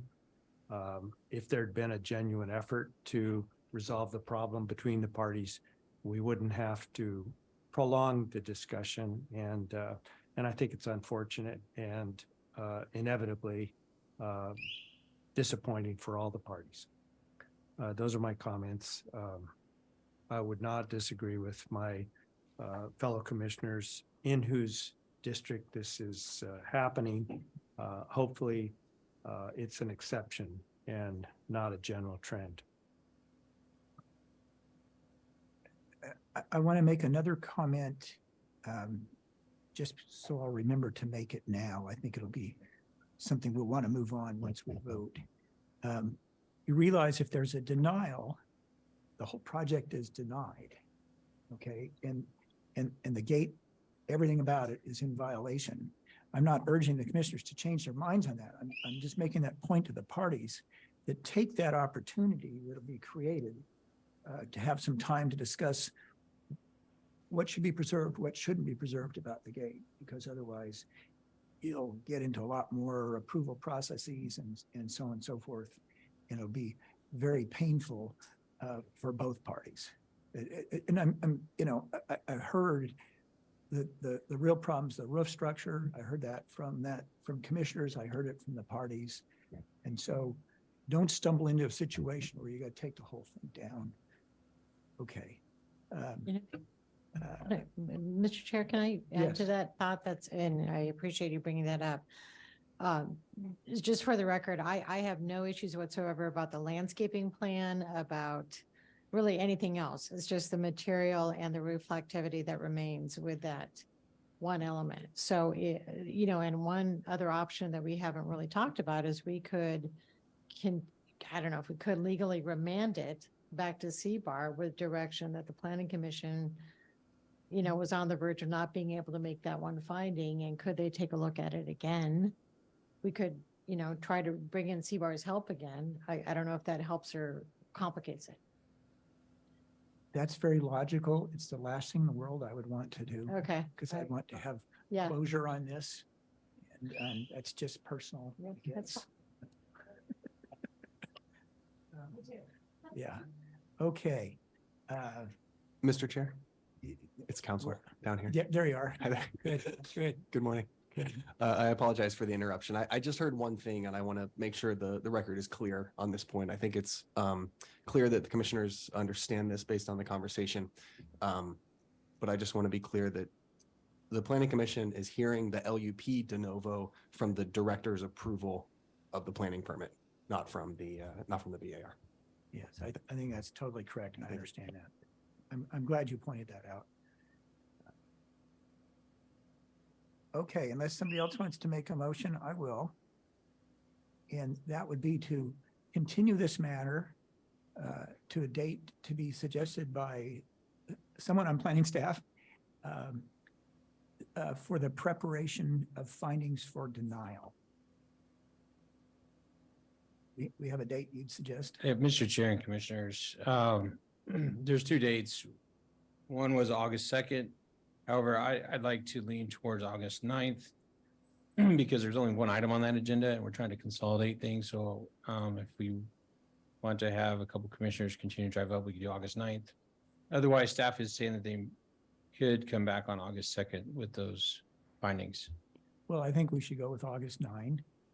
And so the motion would be to continue this matter to August 9 so that staff can have the opportunity to prepare findings for denial. And that's my motion. Do we have a second? We have a second. All in favor, please say aye. Aye. Aye. The motion's carried and this matter is continued. Anything else on this matter? Then let's take a break for 10 minutes.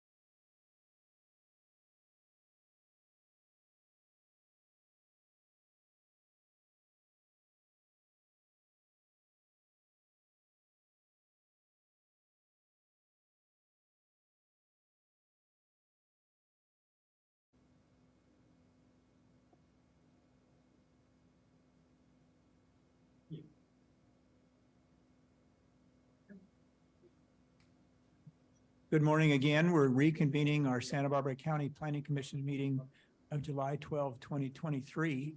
We're moving on to item number 2 of our standard agenda. Ms. Castro, would you read that into the record, please?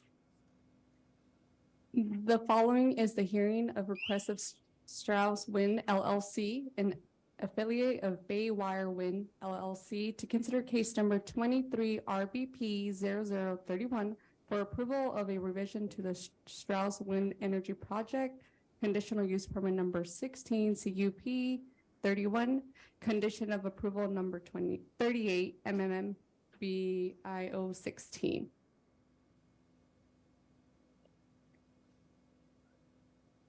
Planning commissioners, do you have ex parte contacts to report? Yes, I Commissioner do. Bradley. Yes, so I spoke to representatives of the Baywa organization on Tuesday, I think it was, and we just talked about some of the challenges that they have been facing internally as to timing in complying with all the conditions and how they thought that this revised language would work for all interests. And then I also had a conversation with Mr. Michael Chiacos with the Community Environmental Council yesterday regarding he supports the changing condition, and that's all. Okay. Anyone else? I'll report that I've had a number of contacts with the applicant, one a preliminary Zoom meeting, and then also we ran into each other at the county administration building and had a meeting, a lunch, and then also I've had some telephone conversations. And I don't recall that I've had any other conversations. Oh, I did speak with counsel for Audubon Society just to confirm what their role would be. And it's just, they don't have a role. Or former counsel. Okay. Well, let's go ahead with the staff report. That be you, Mr. Briggs? That would be me, a floating head on the internet. Oh, that's right. That's right. That's right. That's right. I'm sorry. No problem, Chair Park. Good morning, commissioners, and Chair Park, I'm sorry to hear about the loss of your friend and former commissioner. So as Ms. Castro highlighted, today I'm presenting a case for a revision to the Strauss Wind Energy Project's conditions of approval. One condition that is related to the protection of golden eagles. So we will get into it. Next slide, please. So this project is through the Energy Division. John Zorovich and Aaron Briggs are in the hearing room today, and I am here online. And the applicant for this request is Strauss Wind, who are also there in person with you today. Next slide. This slide shows the Strauss Wind project vicinity. Note today's request would not result in any physical changes to the project, but we wanted to show a slide of the area that we're talking about. So you can see from the figure, the wind farm is approximately 4 miles southwest of Lompoc in the 3rd and 4th supervisoral districts. Next slide, please. The request is a revision to Strauss's approved conditional use permit. It's condition number 38 specifically. And as part of this condition, Strauss is currently required to obtain a Golden Eagle Incidental Take Permit, or ITP, as you'll see through this presentation, from the Fish and Wildlife Service prior to beginning operations, or provide a letter from the service stating that a permit is expected to be issued or not needed. So the proposed revision would, 1, allow Strauss to begin operations without an ITP, and instead they would provide the county with confirmation that they have a complete ITP application, and also a letter of commitment to the county to maintain that application. And the revision would also add a requirement for Strauss to provide a contract that would be in place to implement other required conditions of their permit. Next slide. A little bit of background. The Strauss project was approved by the board in 2020 for the construction and operation of the wind farm and related infrastructure. Since then, the project has largely been constructed, and Strauss is actively working to complete various pre-operation requirements. Environmental impacts of the project were analyzed under a previously certified EIR, and that document determined that there would be significant and unavoidable impacts to golden eagles, as well as to other special status birds and bats. So in response, condition 38 was adopted, among a few others, to reduce impacts to special status birds and bats to the maximum extent feasible. And this condition requires both site-specific avoidance and minimization measures, and also ensures that compensatory mitigation is enforced through the ITP. And then just to define what compensatory mitigation is for folks, it's a type of mitigation used to offset remaining impacts after practical avoidance measures have been implemented. Next slide, please. So more on background, golden eagles are protected by the Federal Eagle Act of 1940. This act makes it illegal to take eagles, including disturb, wound, or kill. Consequences of violating the act include fines and/or imprisonment, and that is for both individuals and companies. However, the U.S. Fish and Wildlife Service does authorize take via incidental take permits. That process requires environmental analysis under the National Environmental Protection Act. And one of its benefits is to provide off-site mitigation for eagles, and that's usually by retrofitting nationwide power lines. So we do know that Strauss submitted an ITP application in March of this year, but we don't know when the ITP would be issued, and it can be a lengthy process. Next slide, please. So this slide shows the main revision text. This is the language that the applicant is proposing. So instead of obtaining a permit prior to operation, the revision would require Strauss to submit an application to the service and provide the county with a confirmation from the service that that application is complete. Next slide. This is a continuation of the proposed language. So this section adds a requirement for Strauss to provide the county with a letter of commitment to maintain the application, and also provide a contract with an approved party to implement other required conditions. Those other required conditions include an adaptive management plan, a before and after bird study, a mortality study, removing carcass from the site, and the installation of bird surveillance technology. Next slide. So moving on to environmental review, CEQA requires that modifications to adopted mitigation measures be supported by a legitimate reason that is based on substantial evidence. And it also requires that modifications cannot result in a new or more severe impact.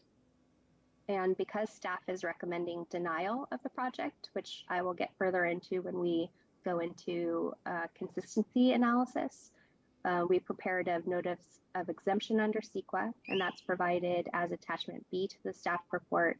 And that is because CEQA does not apply to projects which a lead agency rejects or disapproves. Next slide, please. Okay, so for consistency analysis, the revision would be non-compliant with the Land Use and Development Code, specifically section 358260 for conditional use permits. That requires significant impacts of a project to be mitigated to the maximum extent feasible.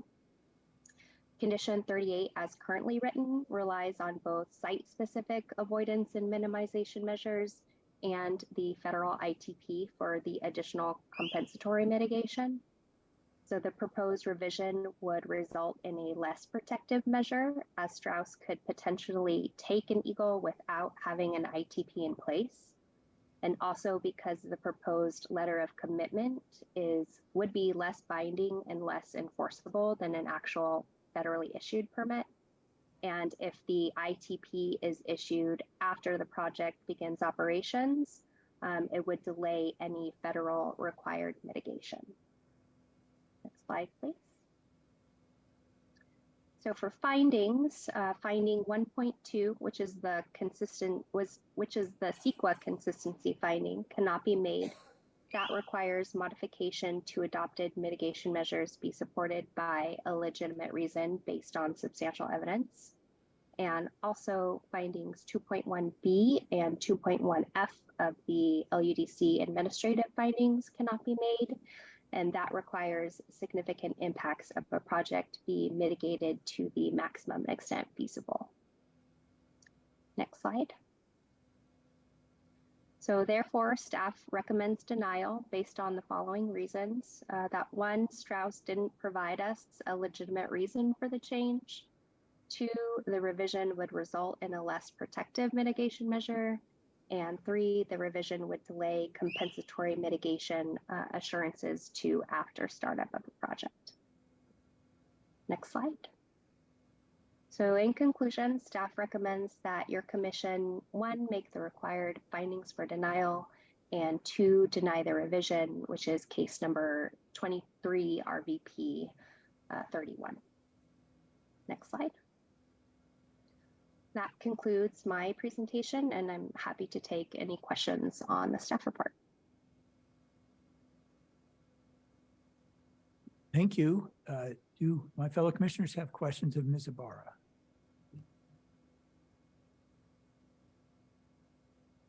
Well, I do. Okay.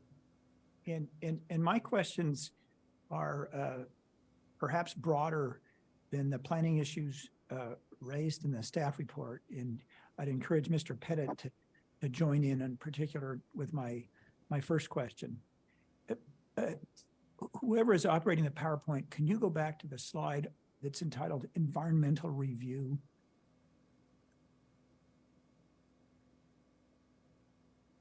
There you go. And if you look at the first bullet point, I think it goes right to the heart of what we're considering today. And that is there a legitimate reason to modify this mitigation measure requiring a take permit that's based on substantial evidence? I've been struggling with this because my first impression of this meant that I'd have to find that there was a legitimate reason for the delay by BayWa in applying for it. And I don't want to go there. But I had an epiphany yesterday. I was riding my horse in the heat, probably addled my brain. And that was that it's the decision maker here at the Planning Commission that decides whether there's a legitimate reason based on substantial evidence. And what we're looking for is there a legitimate reason to modify this mitigation measure? It's not the same question. Is there a legitimate reason for BayWa's failure to diligently apply? So it's not up to BayWa to provide a legitimate reason. It's up for the decision makers to find that there is a legitimate reason, which may be based on other county circumstances and things. Mr. Pettit, would you react to my review of what's a legitimate reason or not? Mr. Chair and Commissioners, I'm happy to. I think that you summed it up well. Ultimately, the environmental document here, an EIR, was certified by the county. It's the county's approved environmental document. And it is for the county to determine whether a change or deletion, in this case, a change to an adopted mitigation measure, is supported by a legitimate reason. And ultimately, the county has some discretion. Just to give two examples from the case law of when courts found a legitimate reason, implementing the mitigation measure as drafted renders the project infeasible, or the measures are no longer necessary. Those are two examples of legitimate reasons. But I would confirm that ultimately it is for the county to determine whether that legitimate reason exists to change the mitigation measure. So I can focus on and address things that go beyond the delay in application for the ITP. I can focus on county needs and important things for the county. Mr. Chair, that's correct. Yes, you have discretion to identify what that legitimate reason is. I believe in this case, planning staff themselves had not identified a legitimate reason. And so they turned to the applicant to identify that legitimate reason, and the applicant has presented some evidence. And ultimately it is for the commission to determine whether that legitimate reason exists, and you are not limited to what the applicant presents. Okay. Thank you for that. My second question, if this commission is inclined to approve the application,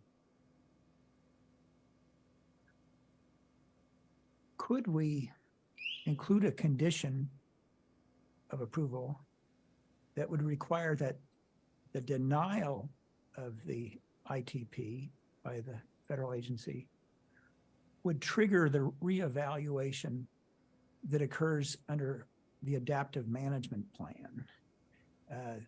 I'm somewhat proud of that adaptive management plan. It's sort of a deal I brokered between Audubon Society and BayWa right before the last hearing 3 years ago. And it strengthened provisions immensely by saying that there would be a very thorough review of the operating conditions for BayWa.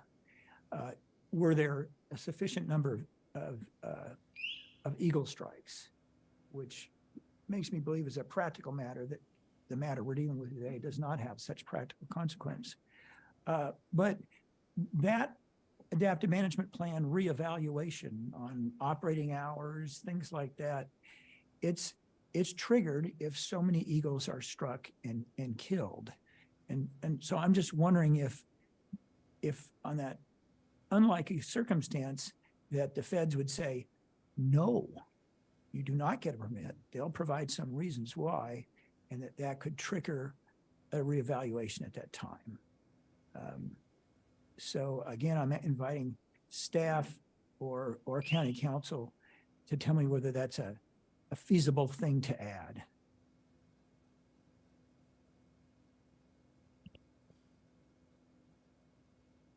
A doable thing. Chair Park, I'll start with a general response and then punt on a more specific response. The general response is that the commission has broad discretion to craft conditions of approval for this project, which I know that you are already familiar with. With respect to changing this specific mitigation measure to tie it back to the adaptive management plan, I would want to go back, and I haven't looked at that condition in relation to the proposed change, and I would like to look at that and discuss that with staff. And I think it would also be helpful. I imagine the applicant has heard this proposal and they may be able to address this, and we can take this back up later in the hearing if that's okay. Well, I think that's fine. Just one more question, and it's shorter.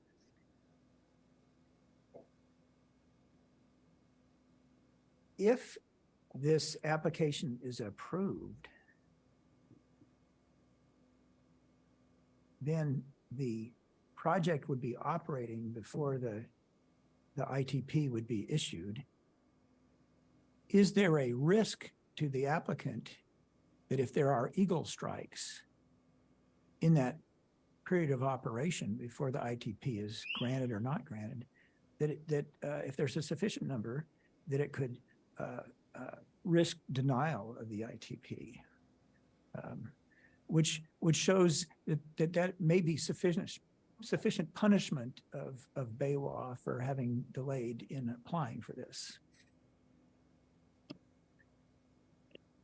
Excuse my moralistic terms, but. Mr. Chair, to answer your question or not answer your question, certainly there is risk to BayWa by operating without an ITP and the chance that an eagle is taken. However, we don't know the outcome of the ITP review and approval process. So would U.S. Fish and Wildlife take into consideration that an eagle or eagles were taken prior to the issuance of their permit? Certainly they're going to take a look at that. I don't know what kind of decisions would be made during that process, and only they can answer that question. That makes sense. I would make an educated guess, to the degree that any of my guesses are educated, that it might even be the number of eagle strikes. If there were 50, I think that's gonna which I don't think there's 50 eagles out there, but that would have a larger impact than 2 or 3. So we'll see. Okay, well, those are my questions, and thank you for answering them. Mr. Chair, I Any do have other a question. questions? Yeah. Did that spawn a few little fledglings? to It ask did. a It's few more? very healthy. So a question for staff, and I have to remember that this seat is the one that makes me go back and forth around other staff. Do you have other cases where you've had this mitigation measure of the incidental take permit for eagles? Can you think of any? Mr. Chair and Commissioner Bradley. So I'm thinking back my 10-year career here in the Energy Division. We typically don't have project impacts to eagles. This is the first project that I can remember where it was really a consideration. And this is the only project that I can think of where we actually crafted mitigation measures specific to golden eagles. And so certainly we have other species that could be impacted by other project types, like the tiger salamander, for instance, would. Yeah, and so we do deal with other species that would require an incidental take permit from U.S. Fish and Wildlife, but we have not historically gone to the extent of requiring an ITP prior to project operation.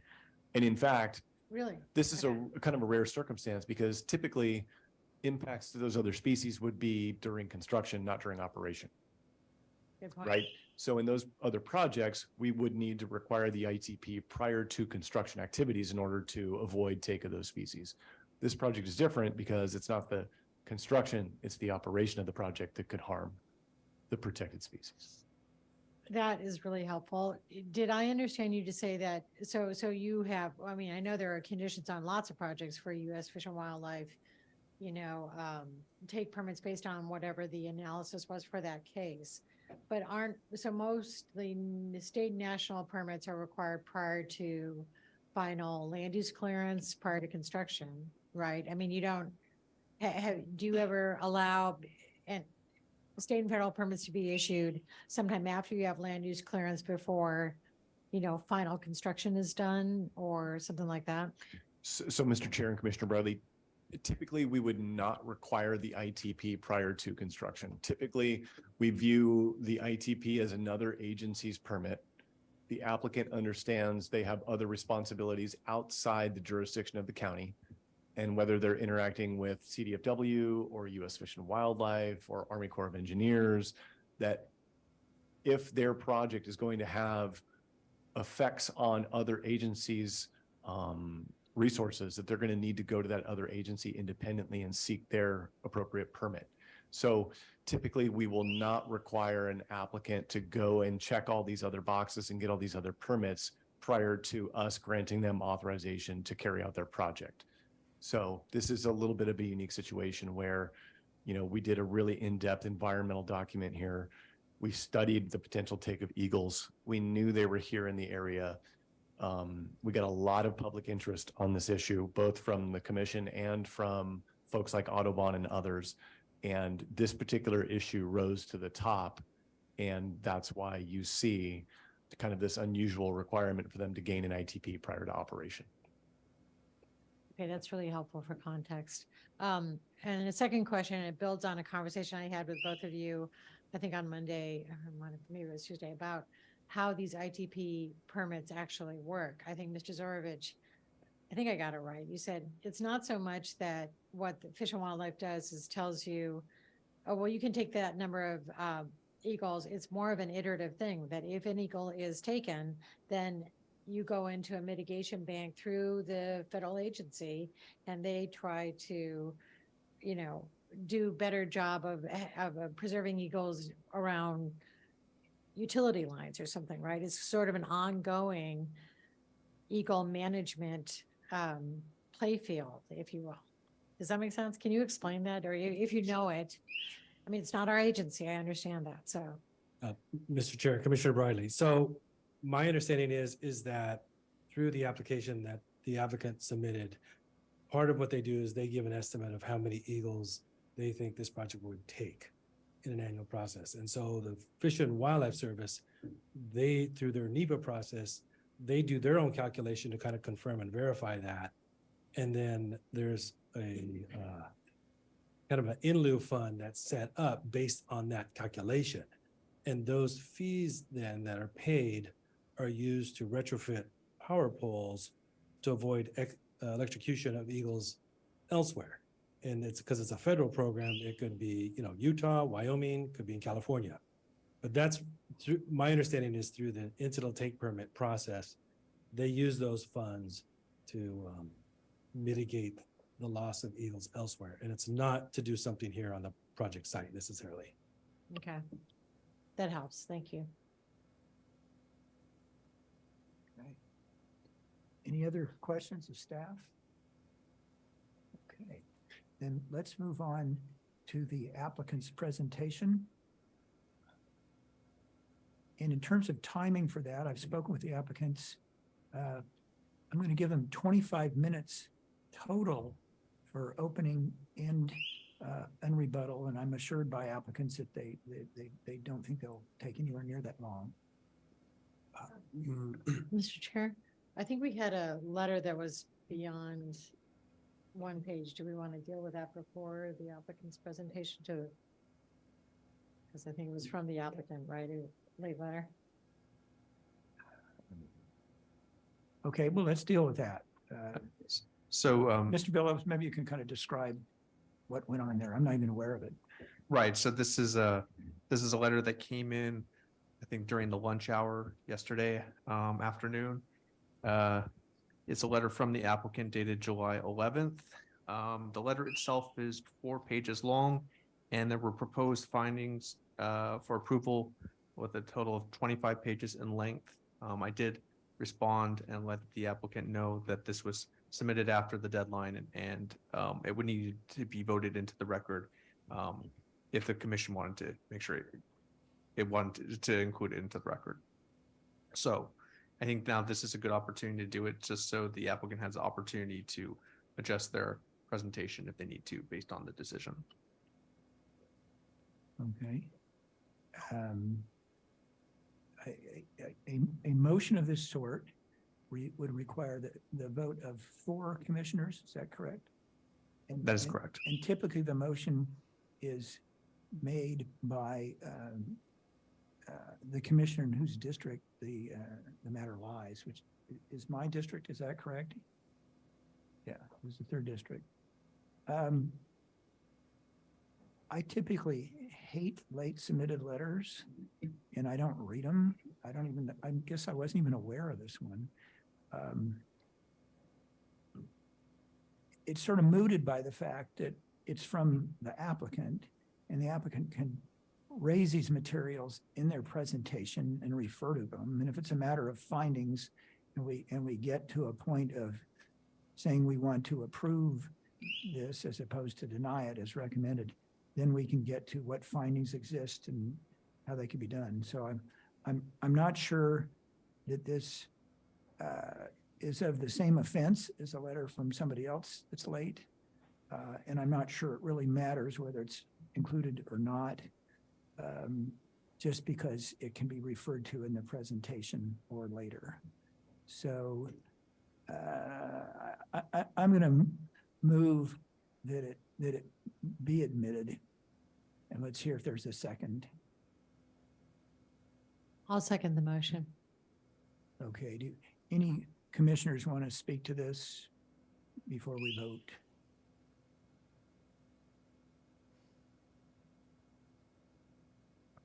Commissioner Cooney? Yeah, I'll just add as a matter of commission practice, late submitted letters are really harmful to the process because either they get read by some commissioners and ignored by others, or we all come to the hearing with different amounts of information. And so it requires the party submitting the late letter or argument or proposed changes to address it in any event before the commission, so that we're all on the same wavelength in reaching our decision. I think the chair's opportunity not to move approval here is clear. And it is an exceptional situation. I, in principle, can't support it, but in fact, in this case, I'm willing not to prevent it from being admitted and considered. However, I think we need 5 minutes or so to read it and make sure everybody has the same information before the presentation by the applicants. I think those are all good points. Let's do a roll call vote because it's the particular numbers are important here to see whether we're even going to admit it before we would take the time to read it. Chair Park. Yes. I'd like to explain my vote. Sure. I'll be voting against allowing it in. I think the burden should fall to the applicant here to take his time for public testimony and include the parts of the letter that he feels or they feel are important. It's very atypical for this commission to allow such a lengthy letter in so late. And if we did have to take 5 minutes, that's disruptive. I don't know what opportunity the general public has had to see this. And I think it sets a bad precedent. Okay. Commissioner Martinez, did you want to speak? I would echo what just Commissioner Farini just indicated, because especially in the sense that the general public doesn't even know about this letter, mainly probably. And if anybody had a time to comment about it, we barely have time to read it. That's so, thank you.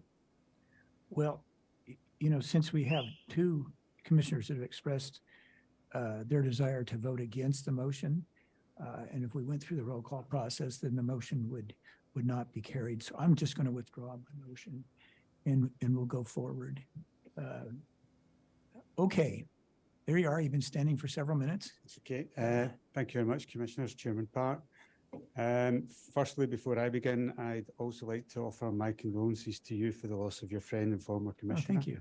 I think listening to what you said about him and his work reminds me, as a newcomer to this district, of the importance of the work you people do and our importance to respect it. So, firstly, on the point we've just talked about our evidence, I do apologise. We were firmly of the belief that our deadline was yesterday at lunchtime to submit that, and we had email correspondence telling us that was when we were to submit. So we were working on a very short deadline and turning around to do that. So I do apologise. It was in good faith that we submitted by that deadline yesterday.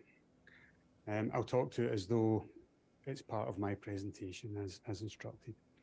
So firstly, let me introduce myself. I'm Gordon McDougall. I am the CEO of Baiva Wind. I've been in post since mid-February of this year.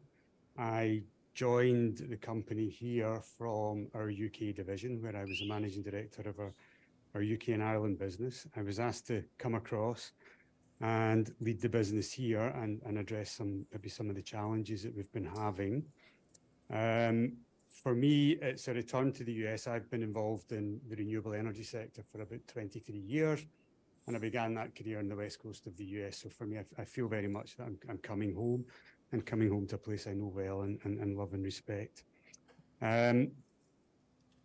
What I'm really here to do today is really or start off, and I'm going to adapt my presentation a little bit, given some of the conversations we've just had. And I guess I'm here very much to underscore our commitment to the project and to meeting all of the obligations of it.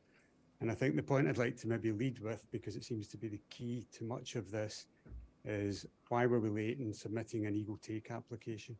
So that comes into maybe further parts of my presentation when I'll come on, but I'm keen to maybe address that up front because it was discussed at length just before I came forward.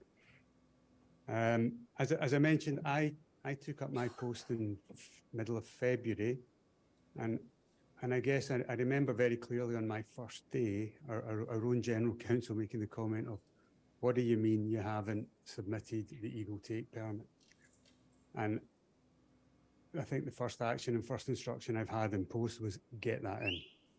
And I think, you know, I stand here saying, do I know the reasons it hasn't been? Have I completed a forensic examination and go through every piece of evidence as why it was slow, why it wasn't done?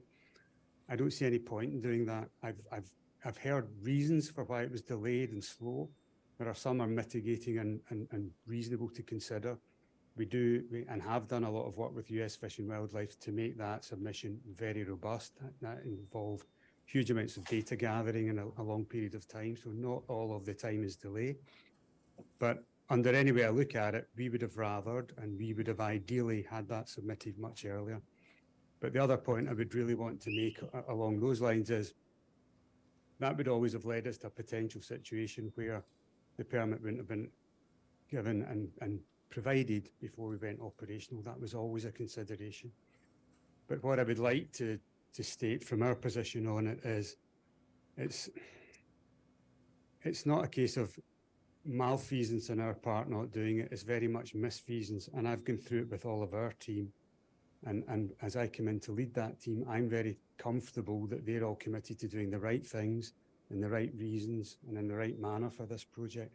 And I'm committed to leading them in that manner to take this forward. So that was my kind of opening comment, just to address the points that we've just had. I'm happy to move to the next slide, please. In terms of what it is we're actually asking for, I've always been of the view, and it was always intended to be a minor amendment. So one of the reasons why we haven't, and maybe we're a little bit late in responding and bringing together anything for this, we didn't actually expect to be here today actually discussing it. We thought it was minor, and we genuinely thought this would pass without much controversy. So we were relatively relaxed that it was not, we're not looking to change anything. We're looking to bring the project into operations exactly as intended. We're not lessening any of the requirements in the project. And all we're looking to do is bring it in while the Eagle Take permit is pending. And that was always a possibility. The language in the original COA had that as one of the 3 tests. And I think one of the other things that we maybe suffer from is we had perhaps an over-reliance on the ability that US Fish and Wildlife would simply state, yes, they will provide this permit. There is no evidence of one ever being rejected. So we were comfortable that that would indeed be the case. But as we'll come on to discuss, for reasons of predetermination, that language isn't available to us. We also think in the amendment we made, we are bolstering our commitment to the process. And we're basically locking ourselves into all of the adaptive management plan and all of the supervision that's intended from the county and US Fish and Wildlife Services. And we genuinely believe, and I think Chair Park mentioned it, that the mitigation process that's in place for this, I am reliably told by our experts, is one of the most robust ever written down. And it's something we're keen and proud to work with. Next slide, please.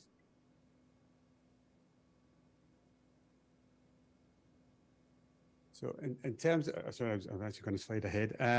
But I was going to give an update on where we are with the project, but I think staff have already kind of given where we are. The project is effectively constructed. All 27 turbines are erected, they're being tested, they're energized, they're ready to go. We are hoping that the project will be online to meet the sort of peak demand over the sort of late summer months. And we're keen to get that ready for our customer in this project, which is Marin Clean Energy, who are a not-for-profit public agency. We've made all of the different commitments to this. I was on site yesterday, and the key bits of Eagle mitigation, like the Identiflight system, the guys were on site commissioning that and installing it all yesterday. So all of the requirements are being met and are currently being pursued. If I can move on to the next slide, please.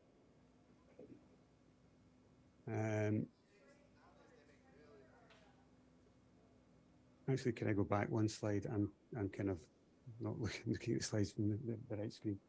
In terms of the benefits of the project, I think, and I'm not looking to reopen why we are here. I think that's well understood. But the project does provide clean energy for over 40,000 homes. It plays a key role in the grid resilience. You know, the Governor's Task Force are very keen to see this project online as soon as possible. It's a key resource. Obviously, it generates tax revenues for Santa Barbara County over the next 30 years. As I mentioned before, we have a power purchase agreement with Marine Clean Energy. If we're not operating, we are already late. We've had a number of challenges through this process. We are late, but every moment of delay costs them and their consumers money. Also costs us money, but it costs them money too, and we're keen to try and mitigate all of that. Obviously, there's significant benefits to the local community and other stakeholders. There's jobs, there's various other things. We have an enormous conservation effort that's funded through the operations of this project around Gaviota Tar Plant and many other protected species. And I think it's, you know, the project in itself is always seen as an environmental benefit for everybody. So we're keen to get that environmental benefit, which is the clean energy, as soon as possible. If we can move on to the next slide. In terms of the Ecotake permit, I think I've covered the regrettable part, that it was late. It was March before we submitted this, and as I said, that was as fast as I could influence its submission. And we have worked long and hard with US Fish and Wildlife. They have confirmed that what I've submitted to them is a fully competent plan, and it meets all, and I just want to reiterate, it meets all of the obligations. It does everything that the very robust mitigation plan and adaptive management plan set out for us. So we are not looking to do anything that would weaken or reduce or increase any kind of threat or exposure that was there. This is exactly what was intended, and I think it shows our commitment to that. The other point I would make from this slide is that it is custom and practice for wind projects, both nationwide and in California, to operate this way. My former company that I worked for here, you know, coming up for 20 years ago, but they've got a project that's been operating for 3 or 4 years waiting for its permit. It's custom and practice because permits can take a long time. And for that reason, the original condition had 3 tests, and one of them was very clearly that we'd have a letter of intent saying that it would be likely to be approved. And while we still believe that to be absolutely the case, that sub point of predetermination was basically being a stumbling block. Can I move on to the next slide, please? In terms of the proposed changes, we're really looking to allow the project to commence operations. And as I say, it was always envisaged that this would be the case. We are adding additional commitments. I think it's a little bit of a kind of a mute and unique point, but the previous wording we felt was a little bit awkward. It basically said that we'd likely to get a permit, but it didn't actually hold us to then following any of that through and meeting any of that. So we're making that more robust. We're making that commitment, and we're holding ourselves to that as well. So I think it does strengthen the scenario where we did go operational prior to the issuance of the permit. We are committed, and we are implementing currently all the compensatory mitigation, and all of these things have actually now been met. So I don't think this changes anything that was initially considered possible. Can we move on to the next slide, please?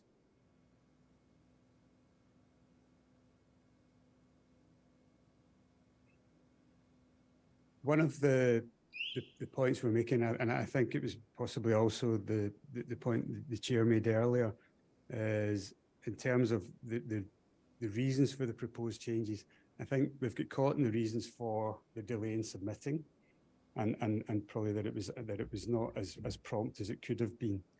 But I think taking that as being a regrettable piece on our part, and we acknowledge that, and I know from the conversations we've had with staff and with Audubon that there is an annoyance and a legitimate unhappiness that we have taken that long. As I say, I can't do anything about that other than acknowledge it and give the commitment that going forward, all the requirements are being met.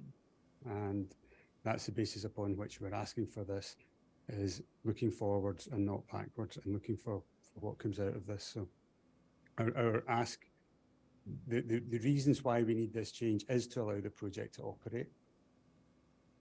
And So it's a fairly significant, simple and binary requirement for us. The benefits from doing this are obviously the reduced level of carbon in our power grid.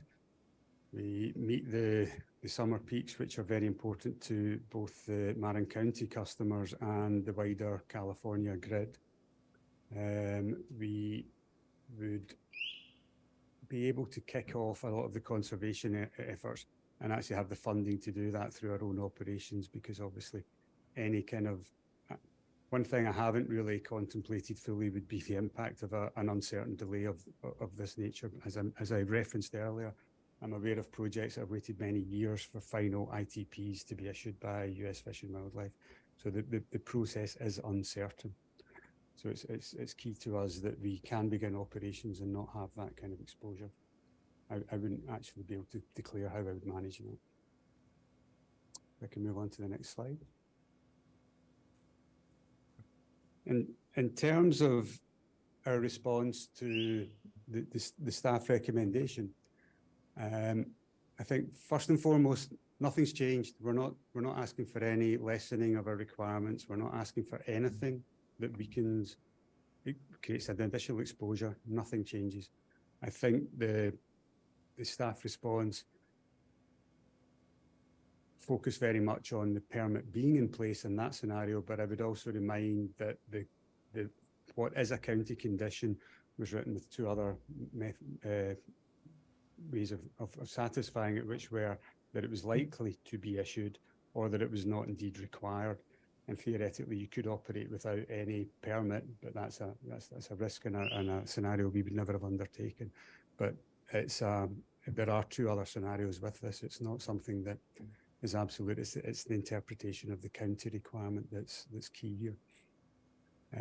I would remind everybody that the mitigation measures we've put in place are industry leading. They're extremely robust, and we're demonstrating, and we've largely met already all of those commitments and have the equipment in place. The question that's been raised is what would happen should an eagle be taken during operations prior to an ITP? And again, precedent over the last 20 years with US Fish and Wildlife is these are calculated in the ITP.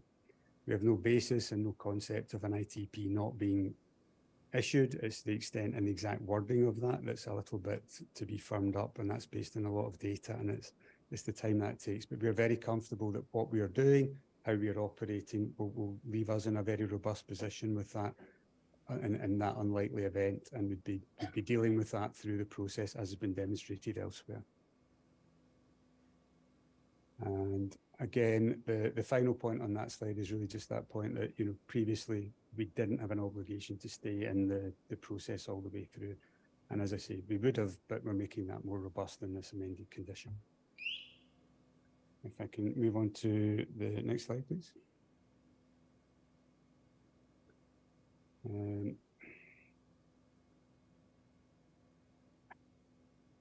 One of the things we've thought about, and I always try to take an approach of the empathy towards this, and what would be the benefits of actually not approving this request for us. And I genuinely, we've been through this, we can't find any. There are no benefits to any party in this process or any stakeholder from this project not being allowed to operate, standing still and being there. There are no benefits for that. So we would request that while it's unfortunate our role in the fact that we're asking for this, I think there's a chance we would always be asking for this given the US Fish and Wildlife process. But we don't see any benefits from not doing this. It's the most practical way to ensure that everything that was intended is still delivered. And that's, I guess, the final point I would like to make today. Well, thank you. You'll have 8.5 minutes for rebuttal. Okay. But right now, we'll see if commissioners have questions of you, and that doesn't count against your time. It looks like Commissioner Bradley is ready to go. Microphone button. Thank you, Mr. McDougall. That was very helpful. You made a couple of points that I just want to make sure I understand. You said, because in your previous companies or in your career, you've had experience with getting these ITP permits, right? Not direct experience. I was pointing out my previous company has one that's existent right now. And how long did that take from the point it was submitted to the time it was issued? I think they're still operating without a permit at this point, and that's been a number of years. Interesting. So it can be the process. Right. I'm really empathetic about the state and federal permits that happen after a case leaves the county of Santa Barbara. Really, people don't understand how complicated it is. So that's good to hear. Then the second thing was, we had public testimony too about, oh, you have to get this done. So, we're going to have this hot summer. The fact is, you really weren't going to operate it before September anyway. I mean, even if today's action moves in your favor, we're not turning on everything and having it go to the grid before September at the best timing, right? We're trying to do it as quickly as possible. As I say, we should have been online much. In fact, we've had a number of different delays. So it depends which reset point you go to. But our intention was to have this operational for 1st of June. And we have had some delays with obviously weather impacts. We've had a number of mitigating circumstances that have held us back.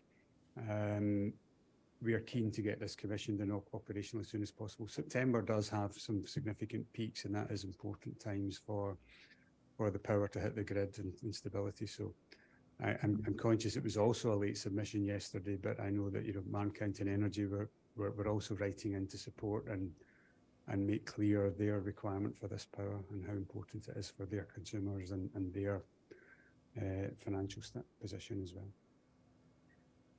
Okay, and I'm not being very organized about this, but going back to the U.S. Fish and Wildlife that you stated a couple times, there's no evidence that they've ever denied an incidental take permit. That's just your experience in the industry? We've tried to find some and we can't find anything. So it's always difficult to disprove something that has never happened, but we couldn't find any evidence or any record of any ITP being applied for and rejected. Okay. Well, that's helpful. Thank you. Any other commissioners have questions? Commissioner Farini? Yeah, thank you, Chair. I was curious, have you reached out to Congressman Carvajal's office at all? We have, yes. Okay, I'm sure they would be very interested and helpful in assisting you get your permit through. You'll need to approach the mic if you're going to talk. This is Antonia Yeah. Graham, who's We just need you to speak in the mic so it's on the record. Sorry. Yes, we've spoken to Congressman Carvajal's office and had meetings with Senators Feinstein and Padilla, and both of their offices' staff had said that all they can do is help us find out what the timeline is from U.S. Fish and Wildlife Service. And we've also, as Gordon mentioned, spoken to the governor's TED task force, which is meant to keep the lights on during peak months. And they also, which is comprised of the California Energy Commission, the California Public Utilities Commission, and the governor's Office of Business Development, have also talked to U.S. Fish and Wildlife Service. So all we can get is what the timeline is. So you're all pulling together. Yes. Yes. Thank you. Could you just identify yourself for the record? Oh, I'm sorry. I'm Antonia Castro Graham. I am the Director of Energy Policy and Strategy for BayWa Americas. Thank you. Sorry, and I'll also bring in legal counsel. Yes, I'm Julie Jones from Perkins Coie. So we're the land use counsel to BayWa for the Strauss Wind project. And all I wanted to say at this particular moment is that to the extent that the commission has questions regarding these biological issues and incidental take permits and eagle take permits, BayWa also has available its consultant on these permits who's available on Zoom. So he can also speak to some of these questions. Any other questions? Go ahead. I'm sorry. Commissioner Martinez, go ahead. Please. I'm still, maybe I missed it, but we've heard about talking to people about the timeline. What is the timeline? What's the forecasted timeline? It's unknown, to be honest. It's always been unknown. There is a backlog. And as I say, I'm aware of projects that are still waiting that are operational. I'm not aware of any project that's ever had a condition like this that would prevent it operating without a permit. And as I say, the original wording always envisaged that US Fish and Wildlife would say they're likely to issue a permit. And for me, that's very key wording because we possibly have a casual over-reliance on that, but we would expect that to have been forthcoming. When we went to get that letter, having submitted all of the documents, they said we can't predetermine, so you cannot get that wording. And that's what's led to this slight amendment to say, can we make it as a competent submission that we're there to do everything? So tangibly, nothing changes, but it's around that wording of predetermination. Okay, so what I'm still not hearing an answer, in my opinion. Because I just heard one of your associates say that you spoke to Feinstein, you spoke to Carbajal, you spoke to other individuals, Ted, whatever, in regards to timeline. So we don't have something that says, you can say, oh, we're looking at a year, we're looking at 2 years, we're looking at 6 months. You can't say that right now, correct? I can't get a clear timeline because there's no commitment on timeline. Again, that would be a predetermination or a pre-commitment, so we don't get these, unfortunately. Thank you. Okay. And that was a question about the timeline for actually receiving the permit, correct? Yeah, that's what I thought. Yeah. Okay, I have a couple of questions that kind of address my concern about legitimate reasons. Okay, and I'm not, again, not focusing on your application, but other things that can occur if there's delay. I saw the reference to marine clean energy, and you have a purchase power agreement. Yes. Okay. And I'm not asking for confidential legal analysis of that agreement, but is there a risk that you lose that customer, okay, if there's an indefinite delay to get the ITP? Yes, and there is also a risk to the customer who've made commitments around expecting this power as well. So it would be a risk to us and a risk to them. Okay. Another thing I wonder about, just because it's such unique, large equipment and it's in a maritime environment, and that is the potential for degradation due to delay. You know, if I buy a new car, which is getting more doubtful my age, but if I bought a new car and then parked it at the beach and left it there for 3 years, it might not operate so well when I go to turn the key. Is there something analogous that's a concern for you folks? I'll give a non-expert technical answer, but yes, obviously idle turbines not working, it would damage a lot of the equipment. So you would have uncertainty, it would impact on warranties, it would impact on lots of different parts. So it's very suboptimal. We can do sort of warm maintenance and try and keep things as prepared as we can, as again, you would with a car if it wasn't operating, but it's very suboptimal and would lead to it could lead to a number of different situations depending on just how long that is. Because as I say, the period could be indeterminate.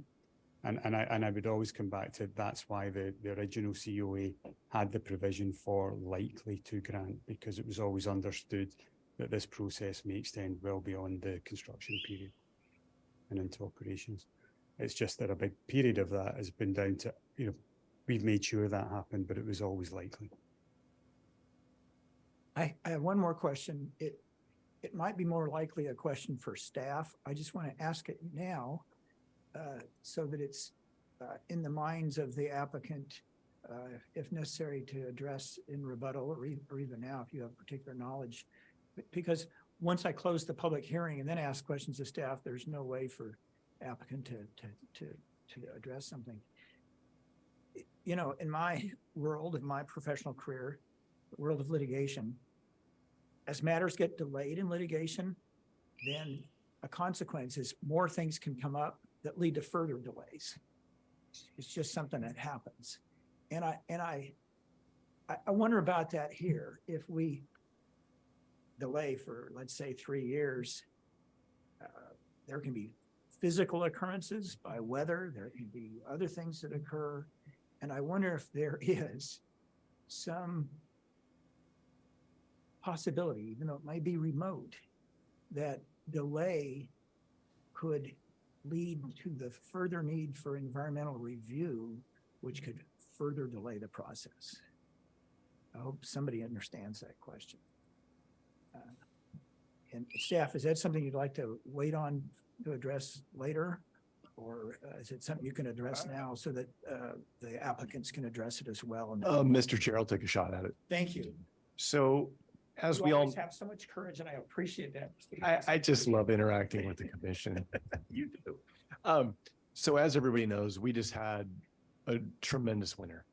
And I think the site received somewhere around 40 inches of rain. And the soils out there are challenging, especially for large construction projects. And through the course of the winter, the site suffered some very significant geological failures that required geotechnical fixes, a lot of earthwork, drainage and erosion repairs. I mean, the list goes on. It was pretty dramatic. And however, your question about would there be a need for further environmental review? Now, the project itself requires a lot of earth moving, cut and fill slopes, geotechnical engineering, all that stuff is kind of built into the project. These repairs that are being done kind of fall along those same lines. These are all things that were studied in the EIR. These are things that have been known about the site since the previous applicant went through the process for the Lompoc Wind Energy Project. So I think that if we're asking ourselves, if these types of physical events continue to happen into the future, whether it be this past winter or next winter or beyond, will there be a need for further environmental review? Based upon what we've seen so far, no. If there's some catastrophic unforeseen circumstance in the future, maybe, but I'm having a hard time envisioning something that would reach that particular level because of what we've already studied in the EIR and what it's taken to get the project to this point now.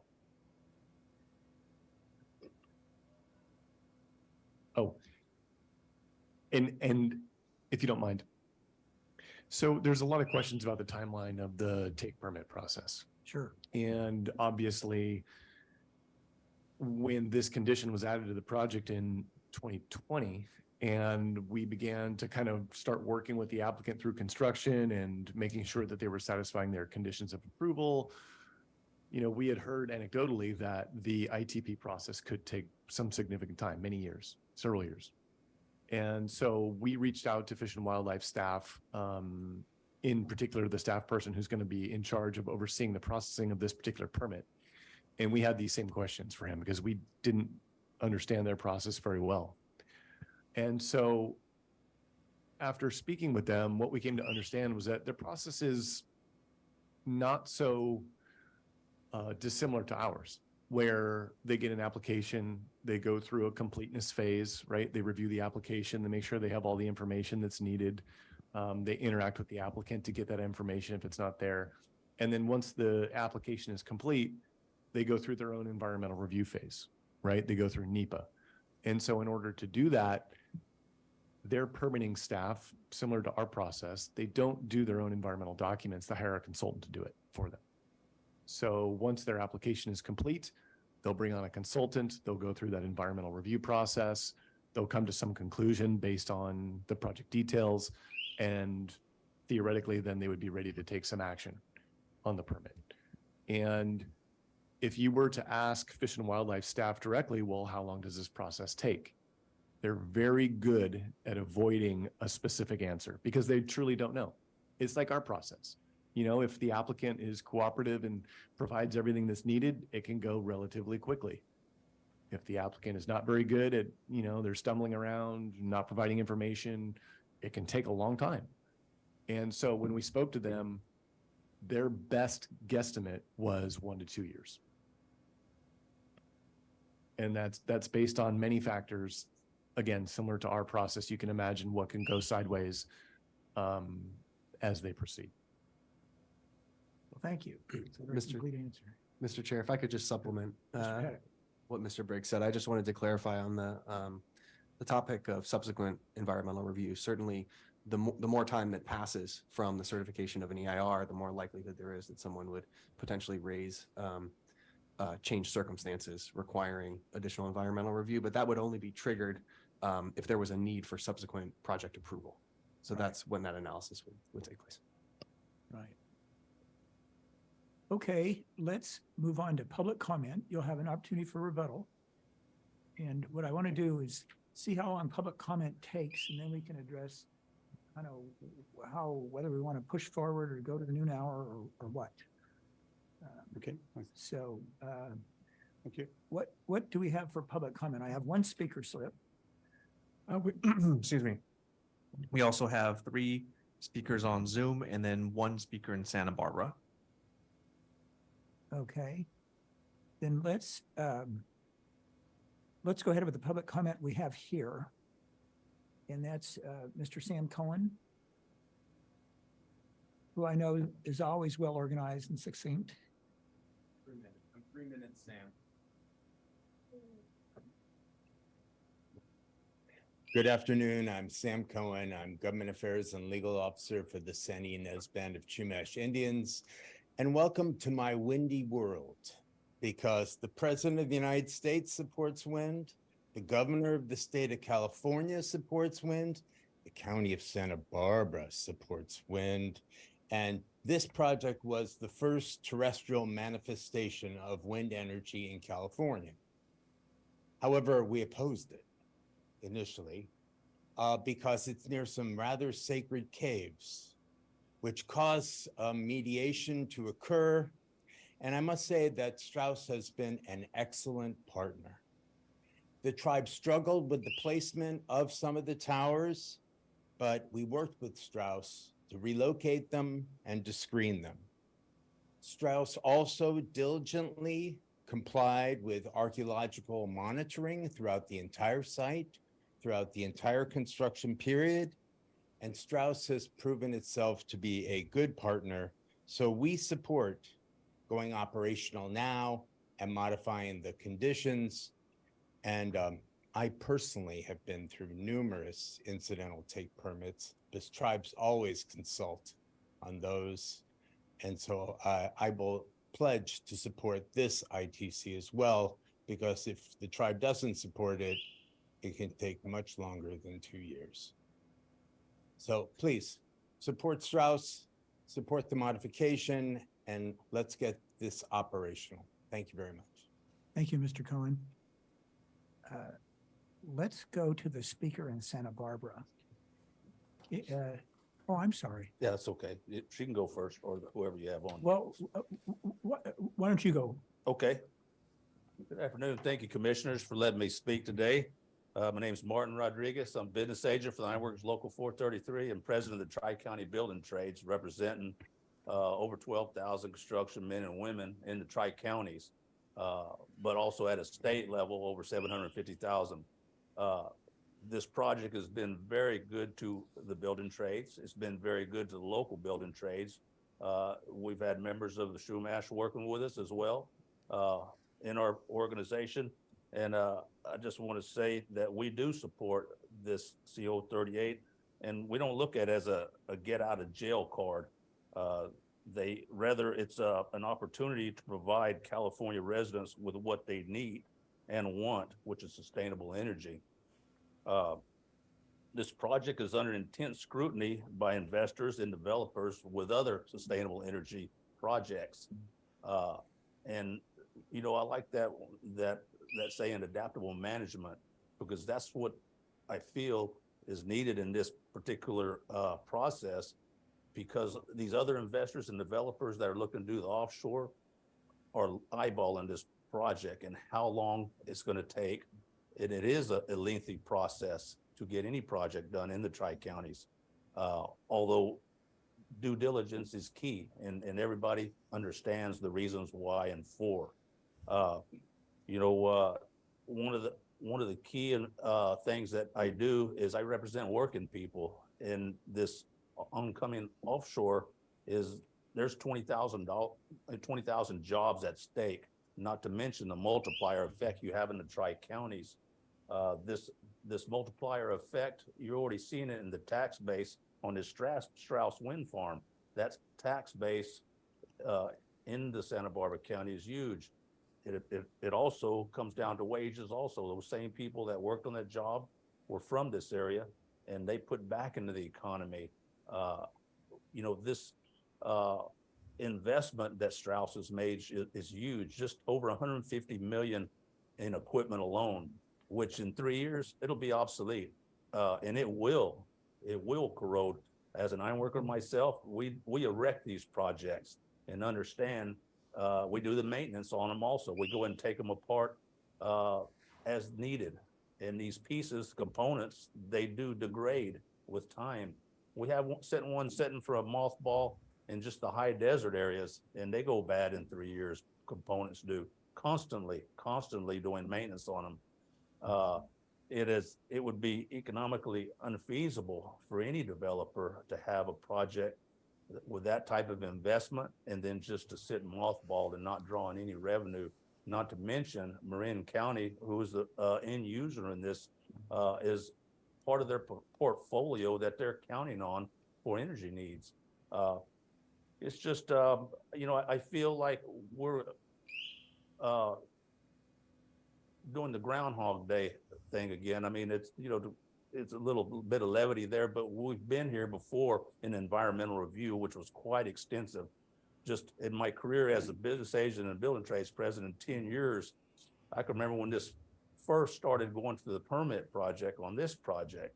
And to delay it another 3 years, I think I'll be retired by then. You know, I mean, I still had dark hair back then initially.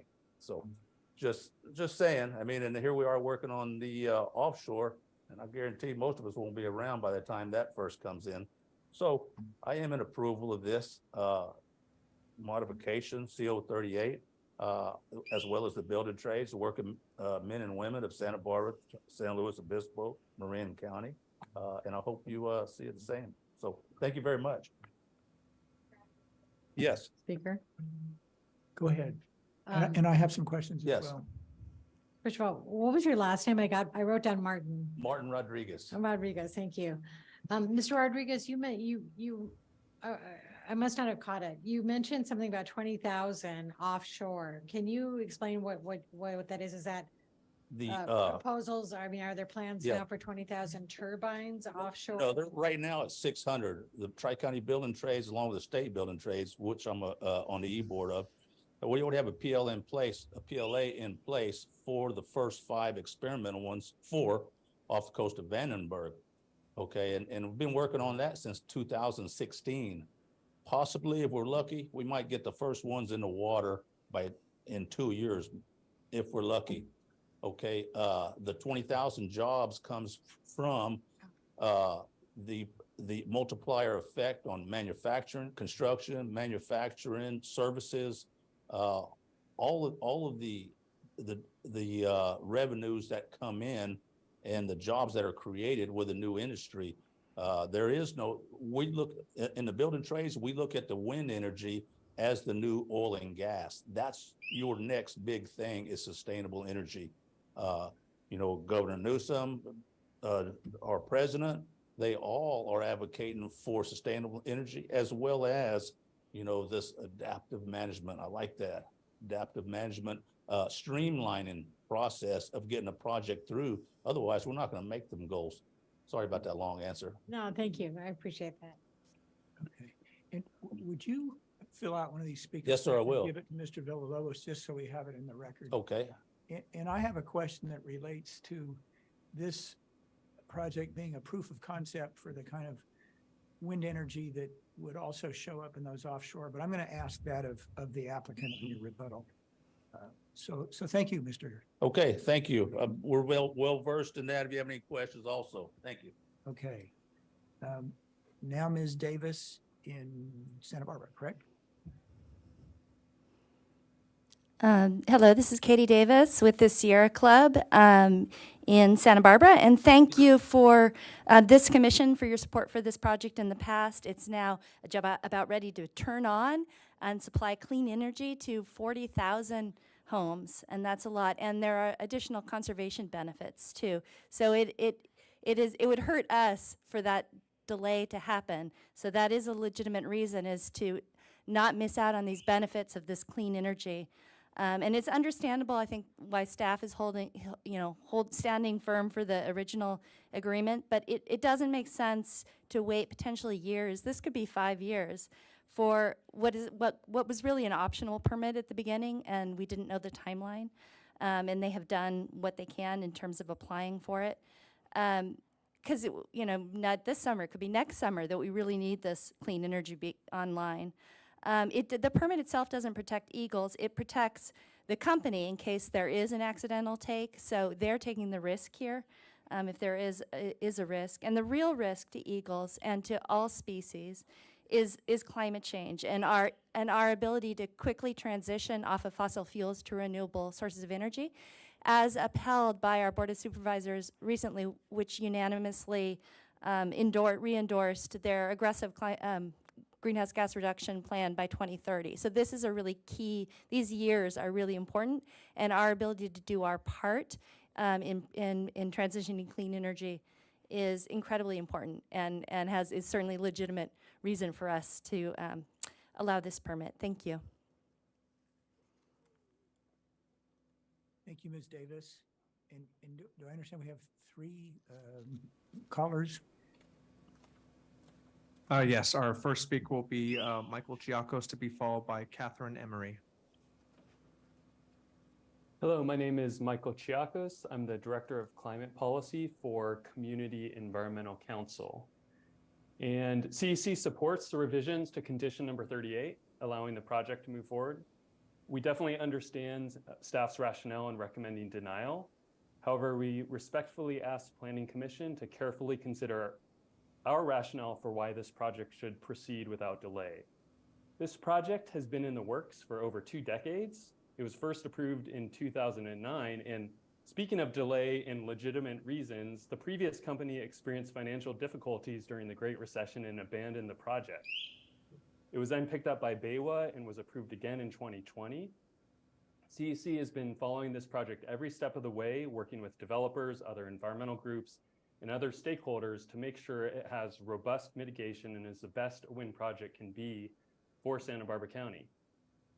It is clear that Strauss dropped the ball on this one and should have applied for that Eagle Take permit much earlier than March. There's a new management team in place. They're quickly trying to rectify the condition, and the wind farm is already built and waiting to be energized. While clearly the developer should follow the letter of the mitigation agreement, this wind farm is of statewide and even Western grid importance. This is not a minor project.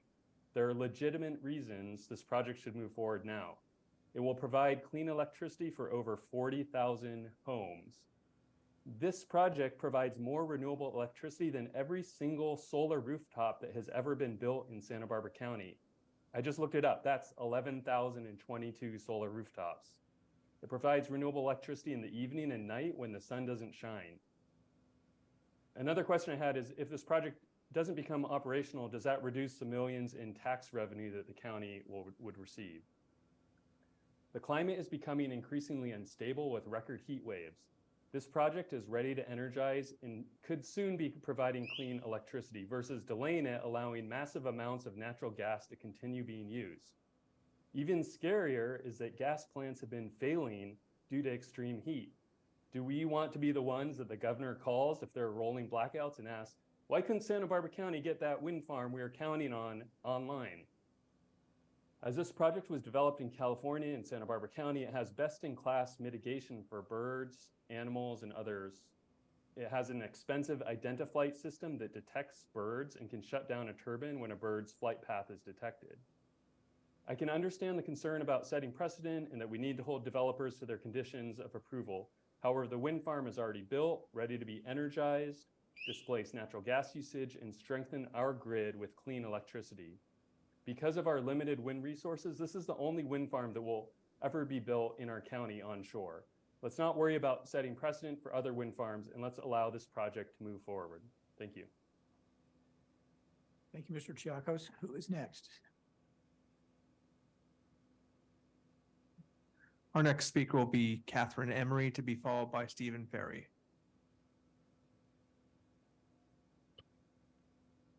Good morning, Planning Commissioners. Can you hear me? Great. My name is Catherine Emery. I am Executive Director of Santa Barbara Audubon Society and grateful to be living in beautiful Santa Barbara County for over 20 years. Thank you for meeting today. Baywa, the Strauss developer, asked the Planning Commission for permission to start operation without a major conditional of approval of their conditional use permit, which is to have the Eagle incidental take permit in place. The ITP process would require Strauss to minimize and mitigate the impacts of potential golden eagle take. We reviewed the planning staff report and strongly support the staff's recommendation to deny the proposed changes to the CUP. Our letter previously submitted to the Planning Commission states our reasoning in more detail. In summary, under CEQA, modifications to an adopted mitigation measure must be supported by a legitimate reason for the change based on substantial evidence. Baywa has no legitimate reason for this change. Baywa had over 3 years to submit its application for an ITP and chose not to do so. The Santa Barbara County Board of Supervisors approved the Strauss Wind Energy Project January 2020. Baywa knew the requirement to submit an application to U.S. Fish and Wildlife Service, knew it could take a long time to get the permit, and chose not to submit it for more than 3 years. The county staff report notes that Baywa's proposed changes to the CUP would result in less protective and less enforceable mitigation measures for golden eagles than is provided for by the existing condition. We hope that the Planning Commission will consider the issues raised in our submitted letter and described in the staff report and deny the proposed changes to the Strauss CUP.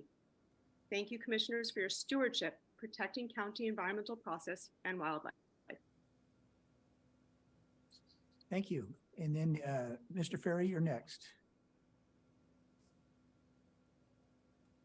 Good morning, Chair Park and Commissioners. I'm Steve Ferry, representing Santa Barbara Audubon Society. Audubon supports all forms of renewable energy, including wind energy. We have nearly 2 decades of history with wind projects on the Strauss site. We have tried to influence the development of Strauss to ensure that it would be designed and operated to have the minimum feasible impact on birds and other wildlife while still producing ample renewable energy. Audubon has reviewed the staff report and supports the staff recommendation to deny the proposed changes to the conditional use permit. Golden eagles have been seen regularly at the Strauss site. However, Baywa is proposing to begin operation of the wind farm without having a U.S. Fish and Wildlife Eagle Incidental Take Permit, or ITP, in place. Audubon opposes beginning operation without the ITP in place. The ITP process requires environmental analyses that will yield valuable insight into the impact of Strauss on local eagle populations. The staff report points out that through the ITP process, Fish and Wildlife would require Strauss to minimize and mitigate the impacts of potential golden eagle take. Fish and Wildlife would also include measures to ensure compliance. Without an ITP, golden eagles would lose these important protections. The staff report also points out that under CEQA, modifications to an adopted mitigation measure must be supported by a legitimate reason for the change. Baywa has no legitimate reason for this change. Choosing not to submit the ITP application is not a legitimate reason for modifying an adopted mitigation measure. The proposed change to the conditional use permit should be denied on grounds that making the change does not comply with CEQA. Baywa chose for more than 3 years not to submit an application for the ITP.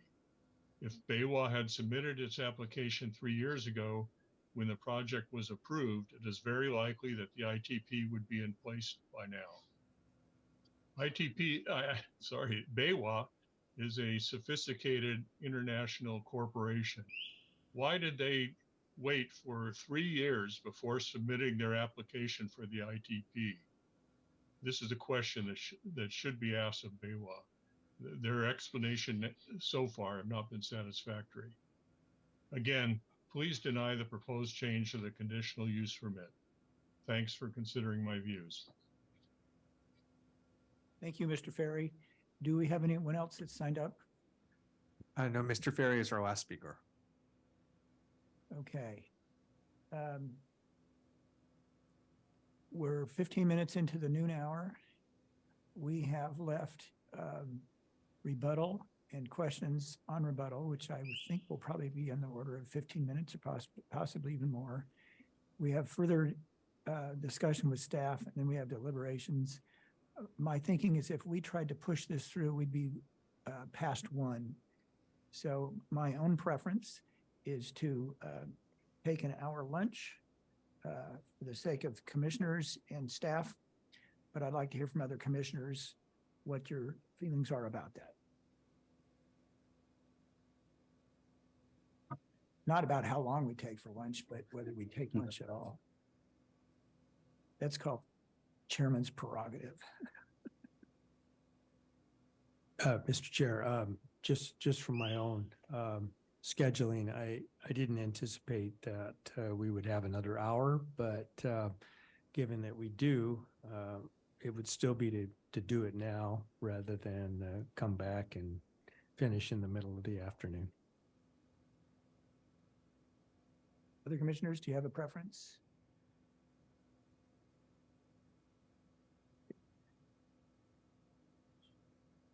So I better go with that. Okay. Well, then let's take a shot at finishing now. If we're past 1, there'll be a lot of grimacing, and I told you so's, but that's the risk you take with delay. Okay, so let me remind myself where we are. Oh yes, we're at rebuttal now. What's that?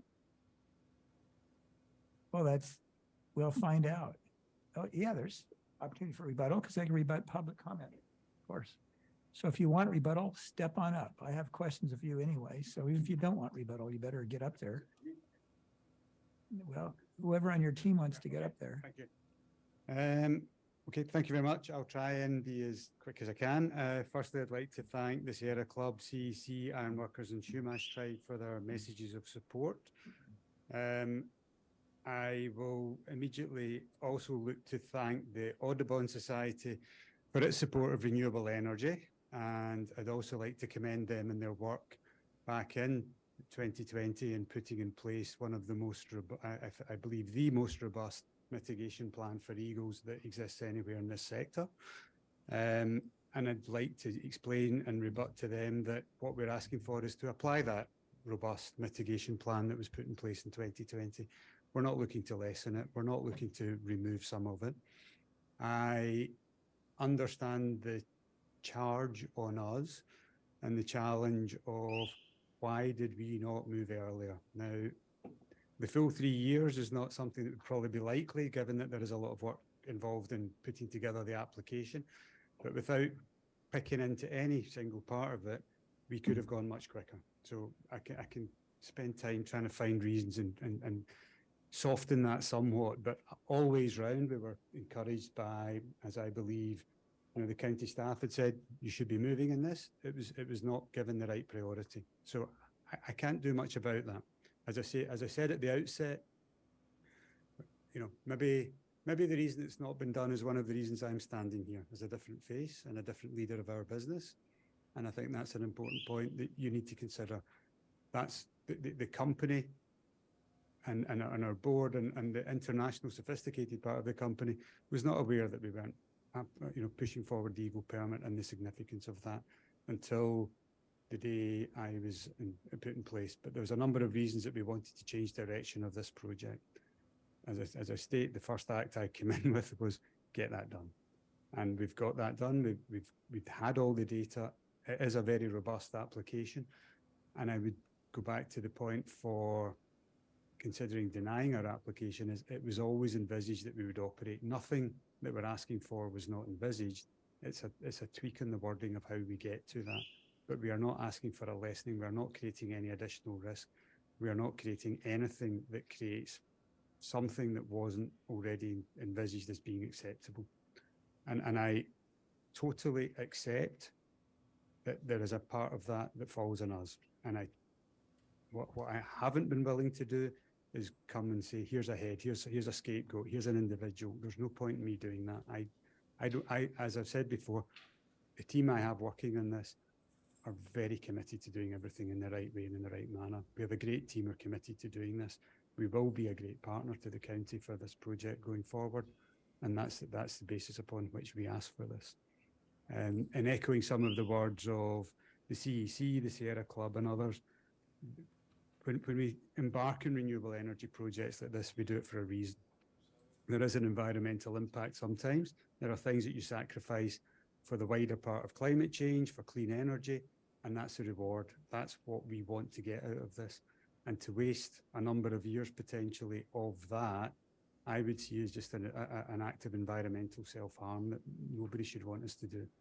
So for that reason, I would really ask that we consider this and the issue itself, which is the legitimate reason for changes to allow the project to operate.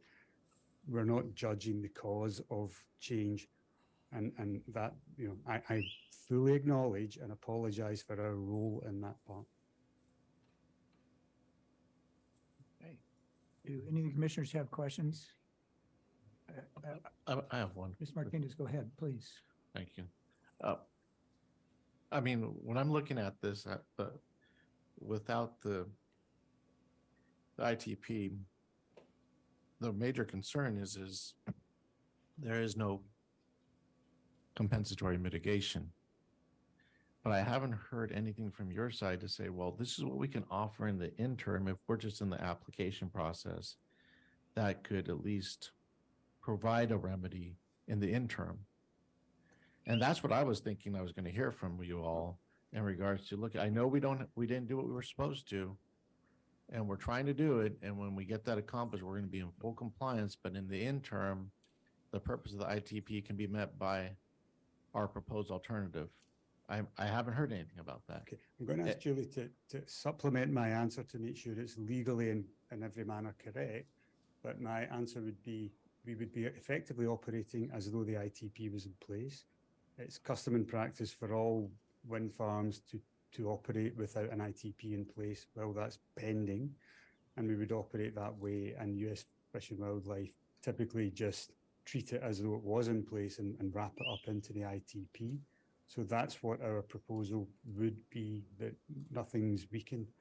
As I would always come back to, in the original condition, it was always envisaged that we could be operating in advance of the ITP. So this circumstance that we're asking for was always there.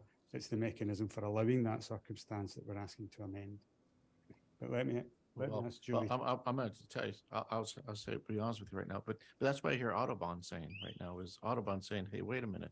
You know, you knew you had this ITP and we had at least a remedy.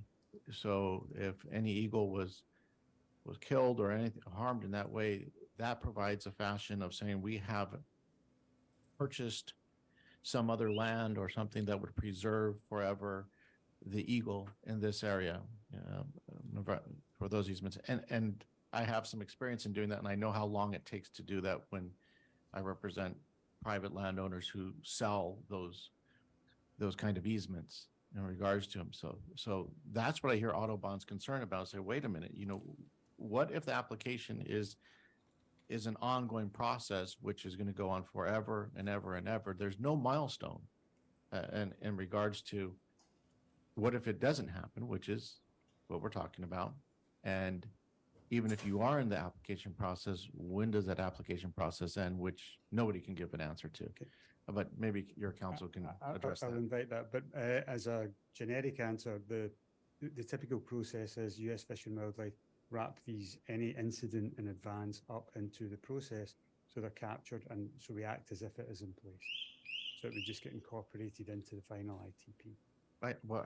I hear that, but no matter what, even if you had the ITP, you would be acting as it in place, but there would be an implication if something happened. That's my point. Okay, I'm sorry. I'll let Julie give you. Great. So the way that the process works, and I think what Audubon is not appreciating, is that as part of the ITP process, which I confirmed, U.S. Fish and Wildlife says that they have never turned down an ITP for a wind project. So they can't say up front that, yes, we plan on issuing an ITP, but they do confirm that they have never turned one down for a wind project. So the idea is that if a take were to occur before the ITP was issued, then then U.S. Fish and Wildlife would roll compensation for that take into the ITP. In other words, nothing escapes. There is no take that escapes the scope of the ITP and its compensatory mitigation measures. And so this is not a case, and we're familiar with it for this project and other similar projects, where the applicant has to go out and find some land somewhere. And then the question is there some land that is of equivalent value, for some of the other kinds of species that might be at issue?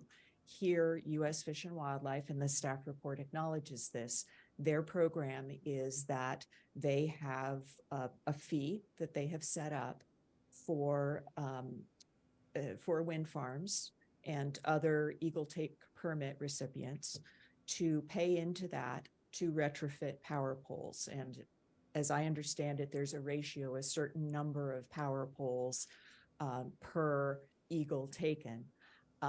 And that helps prevent electrocution of the eagles in other locations.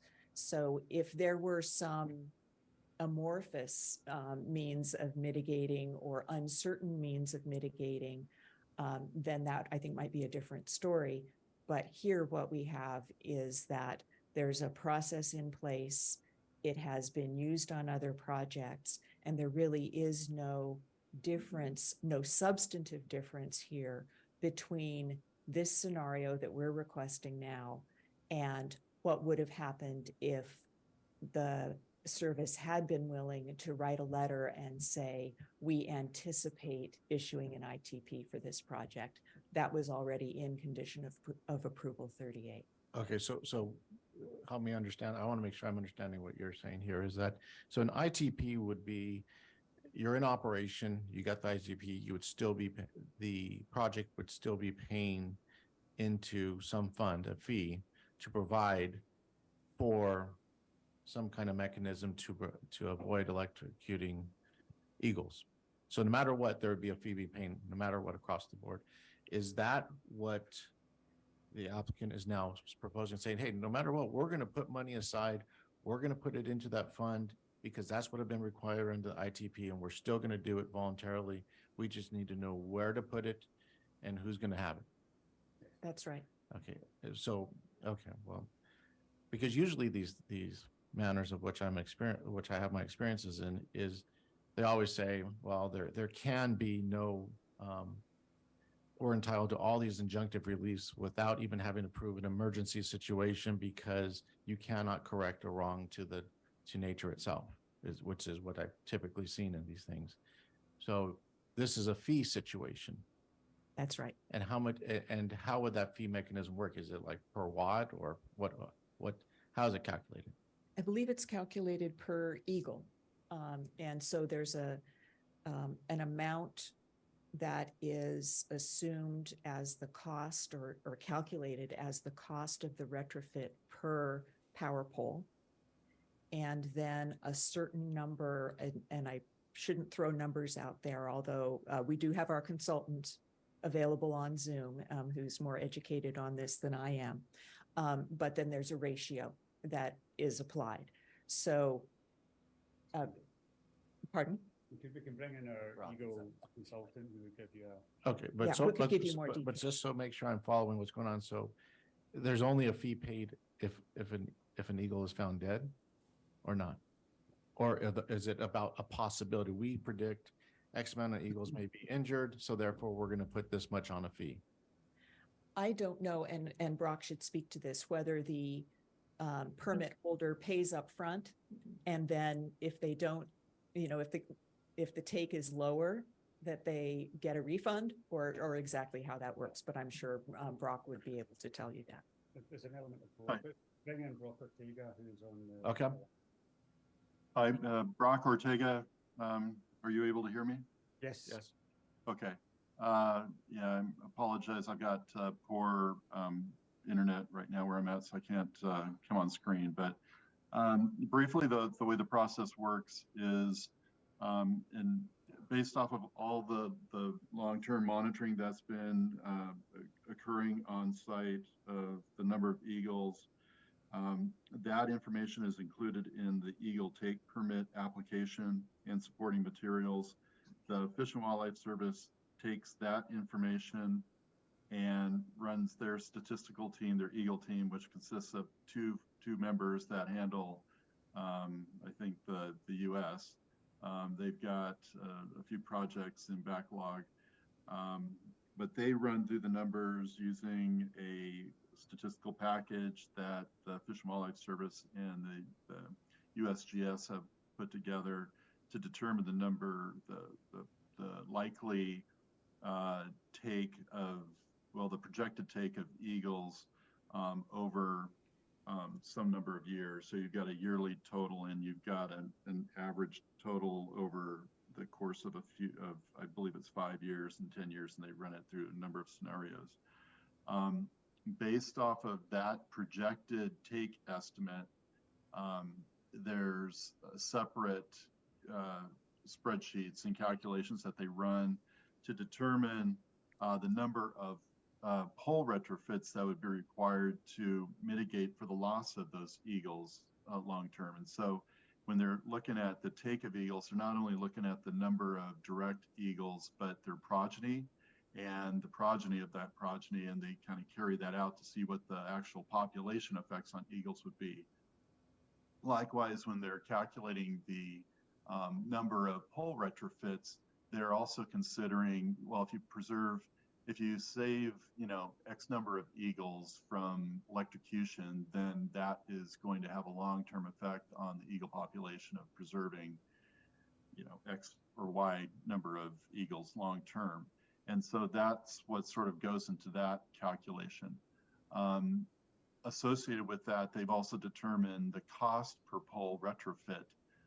And so ultimately, that number of pole retrofits that's required, that they calculate that would effectively mitigate the eagles and maintain the eagle population, that's multiplied by X dollars. And I don't have that number in front of me, but that's ultimately the amount of money that they then would request from the Strauss project to mitigate for eagle take. And that goes into a fund, and they use that fund then to go at various places where they determine has the greatest risk to eagles currently.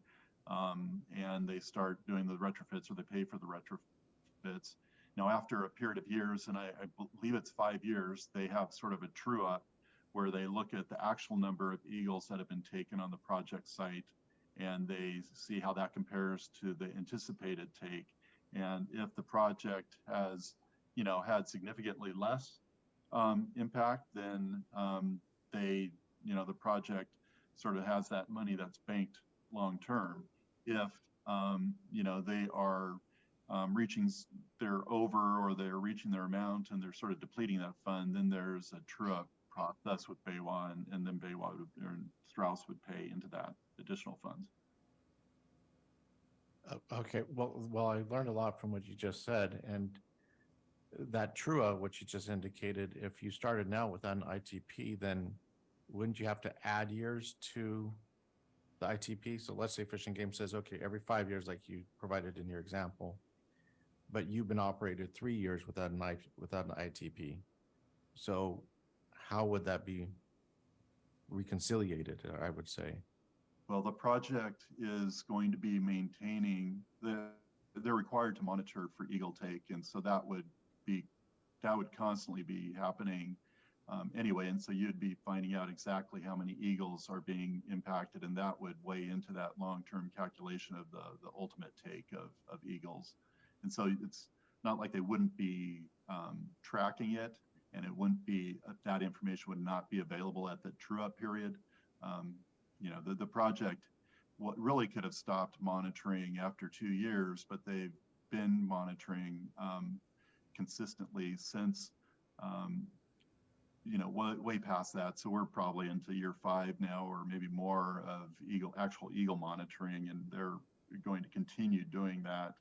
But once the project goes online, then there's system of, you know, an established protocol for monitoring for eagle take and other bird take and bat take and everything. And they'll be, you know, monitoring that with other, not only monitoring directly, but then there's other statistical analysis that goes into it to determine what the, you know, actual likely take of any one of those suites of species would be. But that's why what's so unique, and I think it was even explained by the staff, that this ITP is unique in the sense that it's really a predicted forecast as to how many species or birds would really be injured by the operation of this windmill field, because it's the operation which would cause the loss rather than actually the construction situation. So what are your numbers in regards to the forecasted loss? I don't have those available for me. The Fish and Wildlife Service calculates those. Their team would go through that using the information and run through that. The process is they get the data that we've provided to them. They run that through their Eagle team. Once their Eagle team has calculated the results, they go back to the Strauss team, and then we look at that and they explain, you know, the results of that to us. It's really based off of the number of eagle observation minutes on site during the monitoring period. So you know. Well, I was thinking you were going to say that you have a forecasted amount, because what I was hearing previously was that forecasted amount would be the determination or the factor determining how much money you're going to be putting in to this fund. So I'm trying to understand how, in the interim during this application process, applicant would determine, okay, this is how much money we're going to put into the funds, because we're predicting, our forecast is 10 eagles will be injured and so many other species. So therefore that number times, not to put it in a nonchalant way, but just factor wise, you know, so many dead animals times the value, I'll say, equals this much money we're going to be putting into the fund. So I'm kind of, I'm just mystified in regards to how you're going to achieve that end if you don't have a forecasted number. That's what I'm looking for. I'm telling you outright, that's what I'm looking for. Yeah, I guess the Strauss team there would have to weigh in on, you know, that discussion as far as the, you know, how that logistically might occur. You know, there could be early discussions with the service to find out what those projected amounts might be, and then have that weigh in using their formulas, if that's a strategy, you know, that we'd want to pursue. But I'm not in a position to comment on that particular strategy. No, and I understand that. You've made that clear to me, and so I think you're right. I leave it to the applicant to really and educate me on how they would come up with that number in the interim, because in the interim, we have a working budget that we provide funds for. So we have a sum that we have, which we think is an overestimate. But then the period of that early operation and why typically, I'm not sure if any ITPs have been issued in advance of any operations, that they would work out a number that they would then demand from us. And then when they hit that number, they'd be saying these ones are already counting. I have a clear understanding how it works. Okay. It's just that in the interim, unfortunately, in this circumstance, an ITP was required before operation. So I'm trying to give you the underlining thing. You know, you will get the permission to do this while you're applying, because you are going to put X amount of dollars into a fund, because this is what it is based upon. That's the sentence that I'm looking to complete to give you my answer. Okay, and I guess I'm going to say it wasn't necessarily required. What we were also able to operate under was a likely to be provided as well. And that's because it's typically the way this works.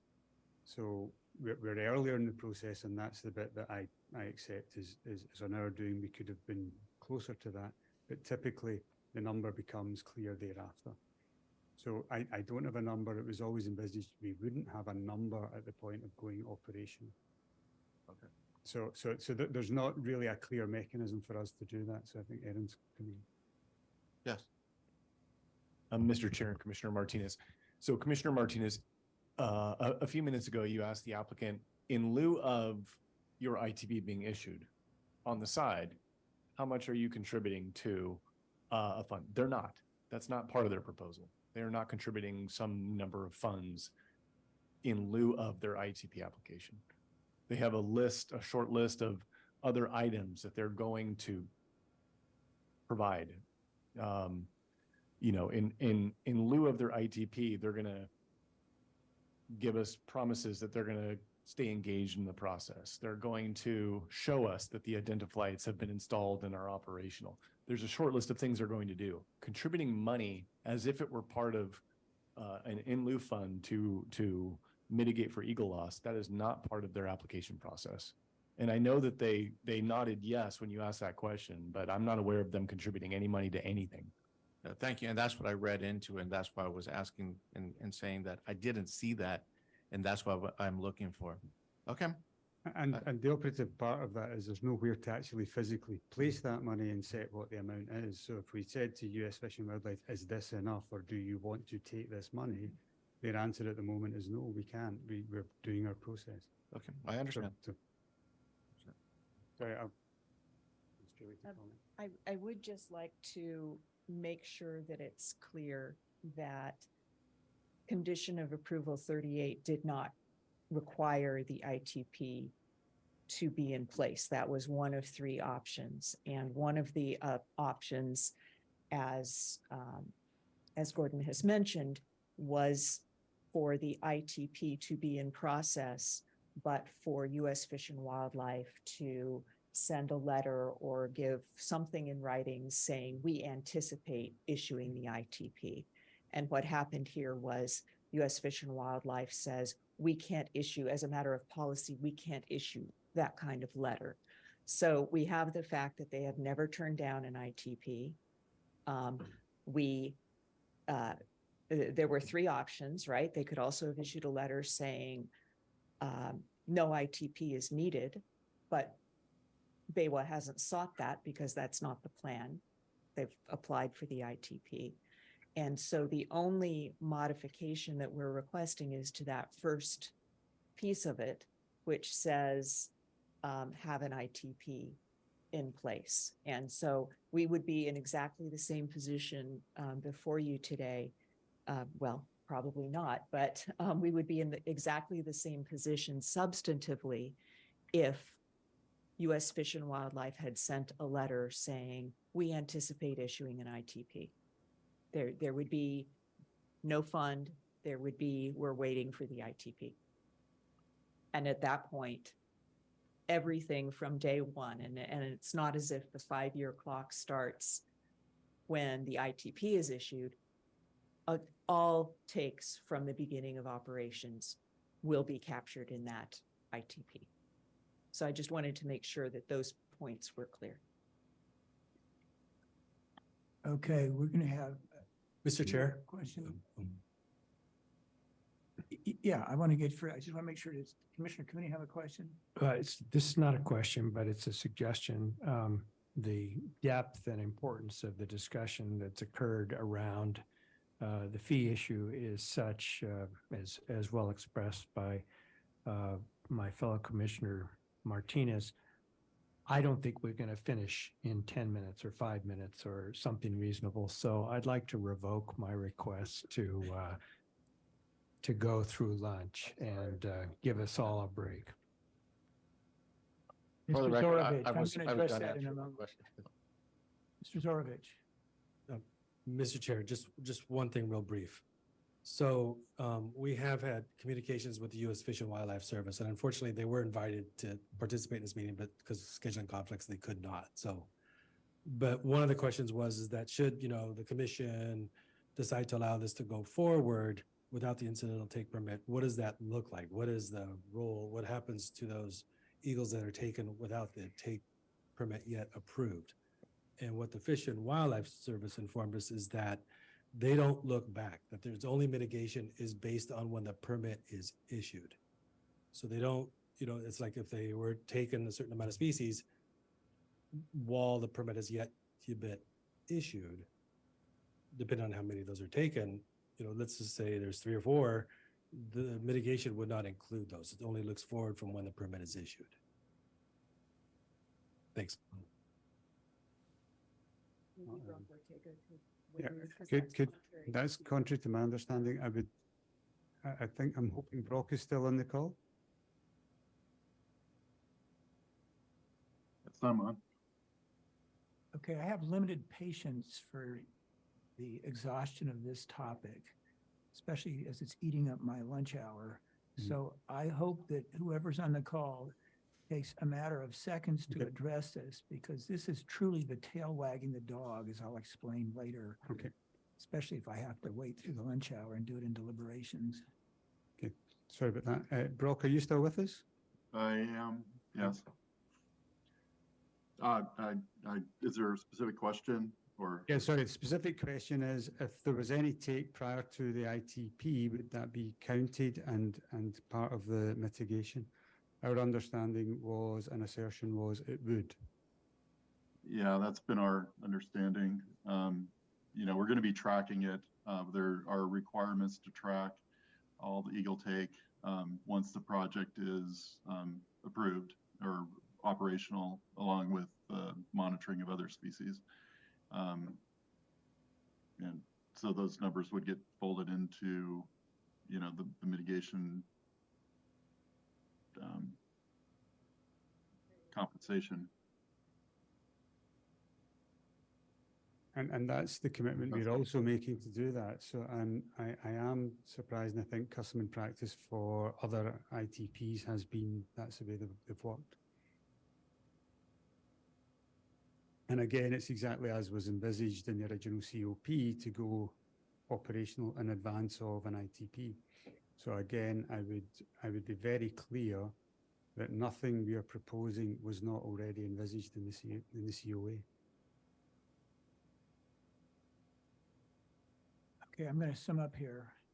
We spent 35 minutes based on an implication and perhaps even an erroneous understanding that the sole mitigation for eagle deaths, the result of this project, is this ITP plan that would require off-site mitigation to support funding for efforts to prevent electrocution of eagles in Wyoming and so forth.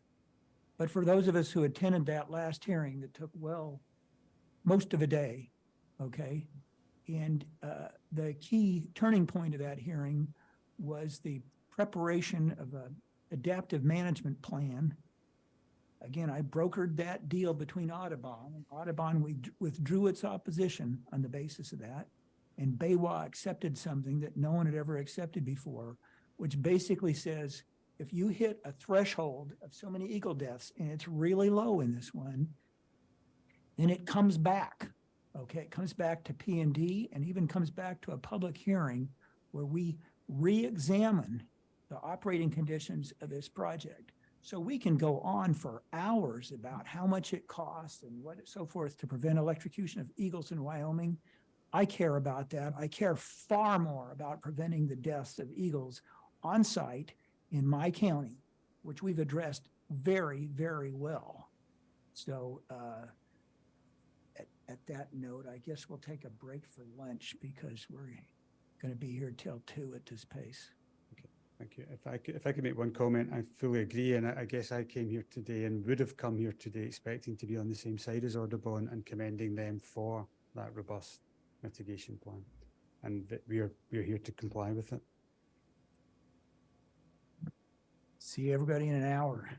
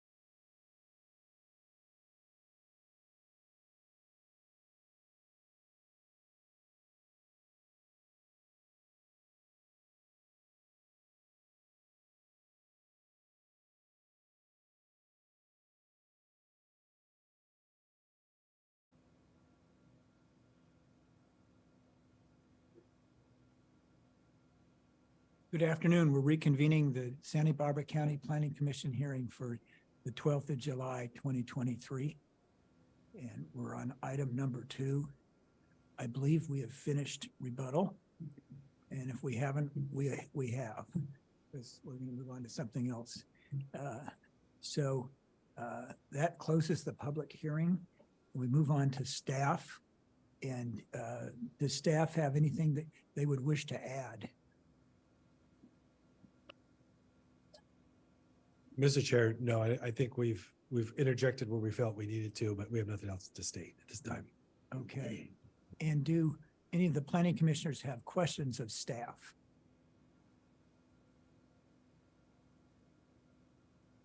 None.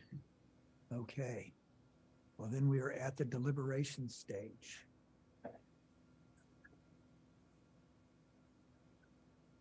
I'm torn because as chair, I probably should go last. On the other hand, since it's my district, I suppose I could go first.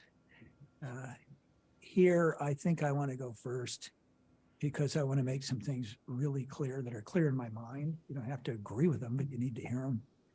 One, this is really not about BayWa and BayWa's diligence in applying for the Eagle Take permit. Okay, I'm not going to try to defend you or discuss it. I don't really even care that much. I think there are very important reasons for this project to go forward that have nothing to do with BayWa, to tell you the truth, other than you're the agent for making this happen. Okay, and they're important things for the county of Santa Barbara and for the people that live here. And I could enumerate all those reasons. I don't really want to, because I do want this hearing to be over with today, and because I don't think I need to. But, I'll enumerate some of them. One I was just thinking about, proof of concept, okay? When we had our hearing, 3 years ago, one thing that was made clear to everybody was you could go to all the other wind energy projects in the state. They all dealt with desert areas and winds that would be generated between 4 and 6 o'clock, okay?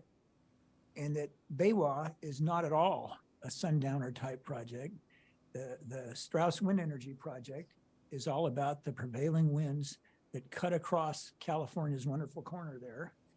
And it provides wind energy unlike any other site in California, and maybe even the country, because you have wind energy basically all through the night, and certainly in the pre-midnight hours. So that's a concept that's important to prove and show that it works. Mr. Rodriguez, I thought, in his testimony made a very good point that we're looking at BayWa today, but we're looking at some offshore wind projects that'll be utilizing those same winds. So getting BayWa going to show that this wind energy is valuable to the state, wind energy at that period of time, and some of those things is a very useful thing to do, okay? This is not a moral issue. Should we spank BayWa for being slow? I don't really care. I want to get things done for the citizens of California. There are a whole lot of folks in San Luis Obispo County, just up the coast, that are sort of dismayed that they thought that Diablo Canyon was going to end. Okay, but Diablo Canyon's been extended, another 5 years, 10 years? Anybody know? It's a long time. And so every time we shorten, delay, deny wind energy projects, solar projects, and so forth, then the longer we continue with some of the nuclear power and other options that some citizens don't like. So I'll bet there's a whole bunch of people in San Luis Obispo County that would be very excited to see this project come online and would be disappointed if it didn't. We have legitimate reasons to want this thing to happen and happen now. This is not a contest on was BayWa good or bad? Did it have legitimate reasons to delay? That's not what this is about. It's about, do we, this commission, find legitimate reasons to want this project to go forward and go forward today? It's a much bigger issue. If you're looking to punish BayWa, well, one thing you can think of and I brought it up earlier, is that if Baywa goes forward without an Eagle take permit, and there are eagle deaths, okay, a sufficient number of them may give you a hard time when you go to get that permit. So you're going to run more risk. You know, there is a consequence for this lack of diligence. I'm not trying to punish you. That's really not my concern. But for those who are wishing to punish Baywa, then, you know, they run some risks. Finally, I'm you know, I think of it in family terms. So if I have a son and he borrows my car and stays up too late, okay, does it do any good for the rest of my family to say, now take the car and I'm going to lock it in the garage for 3 years? No, it just hurts everybody else. So whatever anybody thinks of Baywa and whether they were diligent or not, let's not hurt everybody else in the county and in the state by denying this fix. Is this fix that critical? No, what's critical is what we already worked out 3 years ago, which was the adaptive management plan. That's where the real action is. And just what happens with the Eagle Take permit, you'll get it eventually, and it'll do different things, and they'll pick up on what's already happening. There would be tons of monitoring on site. And as I said earlier, I'm much more interested in what happens to the eagles that are on that site than minimizing the potential of electrocution in Kansas or Nebraska. So I will stop at this point. I do support this project. I wish we hadn't had to come to this, but I do support it. I would favor an additional condition if the other commissioners want to go along with me that says if there is a denial of Eagle Take permit by the federal government, then that would be a triggering event under the adaptive management plan for us to take the opportunity to reevaluate whether our operating conditions are sufficient or not. And that ought to be enough for anyone who is concerned that somehow we have not exhaustively designed mitigation conditions for this. Okay, thank you. Who would like to go next? I'm ready. Mr. Bradley. I'm ready. That was very helpful, Chair Park. Well, as usual, I've gone back and forth on this a couple times. And first of all, I'd like to thank staff because I think it again did a really good job of summarizing something pretty complicated into a very succinct way. And also that is being very, very true to the original intent of the conditions. I can understand why staff had to make these recommendations. So when I was finished talking with staff on Monday, I thought, okay, I'm totally going with staff's recommendation. And then I had a couple other conversations with members of the public and the applicant. And then I heard today's testimony. It really influenced me. I think I always feel disloyal when I go against a staff recommendation, and I really shouldn't feel that way because I have the discretion, right? That's why I'm on the planning commission. That's why we all are. So in this situation, I think the greater good, as Chairman Park just pointed out, of agreeing to this changing condition and letting Baywa move forward is more important than the specificity of the condition, which probably will never be written like that again. You know, now we've learned. And the next time that you have a condition that involves agencies well outside the county, and I've had projects in my own profession where I have to get CDFW, Army Corps, and all that stuff, it never holds up my local permit.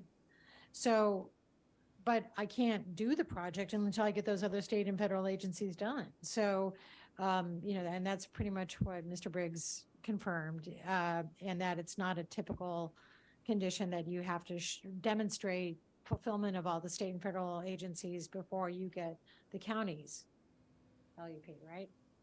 So in that way, I think this changing conditions is being pretty consistent with how staff has dealt with state and federal agencies, you know, aside from this. As much as the incidental take permit is embedded in the CEQA document, it's still going to get secured. I completely concur with Chairman Park's suggestion about tweaking the condition language to say, if for some reason an ITP isn't produced within a certain number of years of final starting of the site, then we bring it back for another consideration or something. We have to work out that language. But to me, that's enough of a backstop that's safe to protect all the interests that were very well articulated during the CEQA and normal permit hearings 3 years ago. So I'm actually okay going not with staff's recommendation, but actually approving the project. And I don't have any changes to the conditions suggested in the staff report, but maybe there's an additional language that we want to take from Commissioner Park. I think that's it. For the greater good. That's the idea. The greater good. Sorry, Audubon Society. Okay, thank you. Commissioner Martinez. Well, thank you. And no, and I hear what the commissioners are saying, and my thought process is this, is that I think every project to every applicant is for the greater good. I mean, that's going to be, that's to me, that's going to open up a plethora of arguments in the future in regards to this. What I'm frustrated with is that this was a situation which I wasn't here when this went through, and it sounds like it was a pretty big to do, and the accommodations that were met were for this ITP. It wasn't met. They're trying to fix the problem, and I can appreciate that. Things happen. I've been there, believe you me. I've been there. But there usually is a sense of, here is my here's what I recommend in the alternative.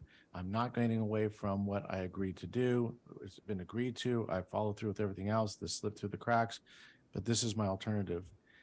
I'm really concerned about something being stuck in, and I know maybe I'm using a bigger word than I should, but perpetuity of being an application process. I've seen that in some things where an application has gone on for years and years and years.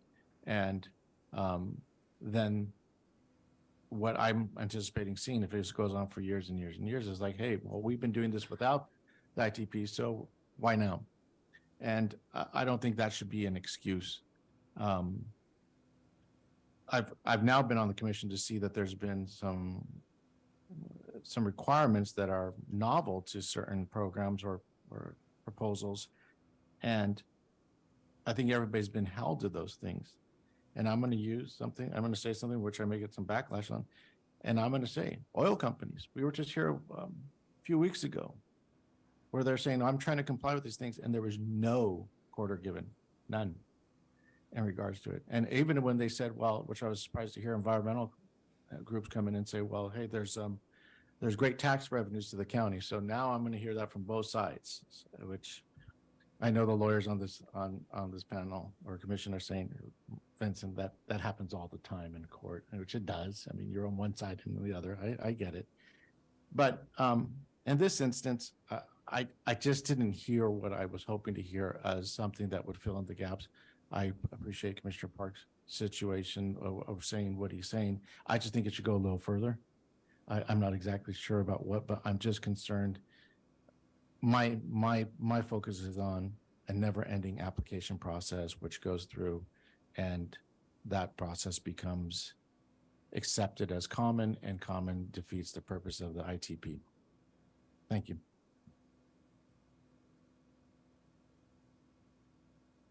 Commissioner Freeney. Thank you. Oh, it's great to be up here with you commissioners. Everybody said such great, insightful things. So I don't think I can top you. Adaptive management plan was a very special part of this permit process, and it helps let the county have some controls throughout the project. I think without that in place, we would not have gotten Audubon Society's support for the project. It is a perplexing project because it does damage wildlife, and it seems that the defenders of such have realized that the wind energy project is more important than some of the wildlife. That's a pretty tough one with the golden eagle for me anyway. And so we've all had to make some pretty pretty big compromises there. I was curious if the commission and staff would support a quarterly or 6-month check-in by the applicant to report on their progress with the permit. And then, as I think I hear Commissioner Martinez suggesting, a more of a time certain where they'll need to come back to a full hearing to explain, BayWa would need to come back to explain the lack of progress if they do not have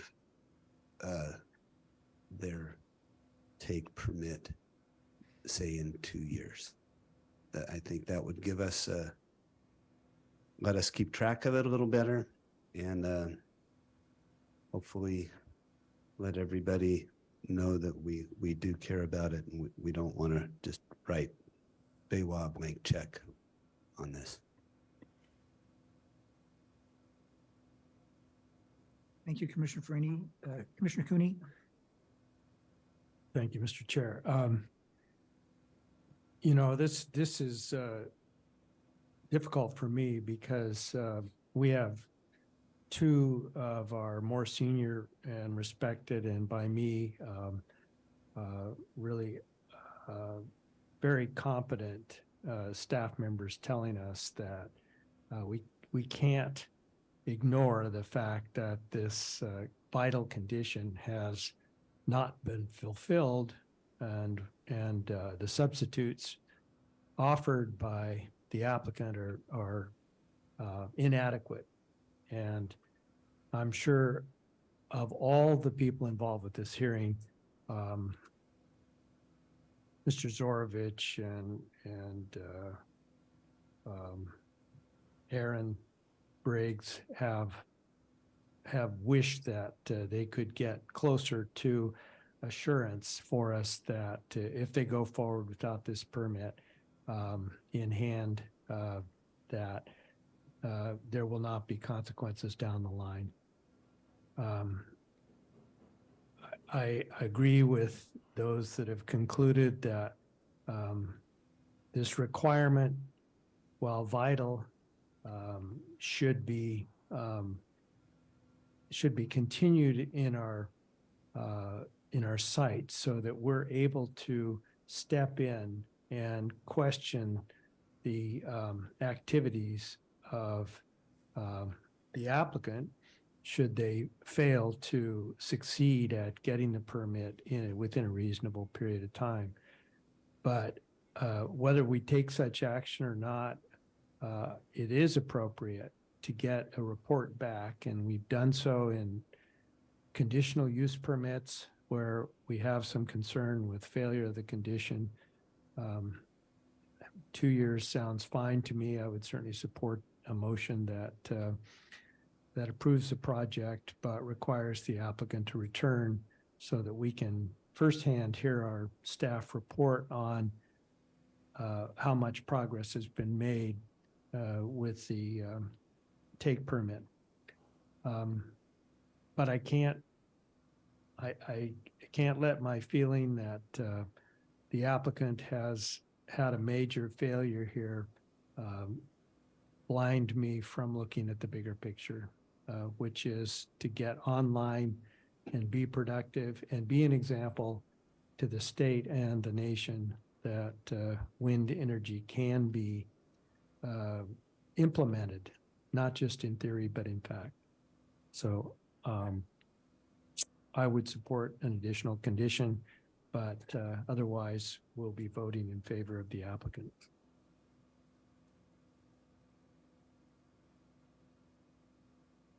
I think what I'm hearing is support for the project.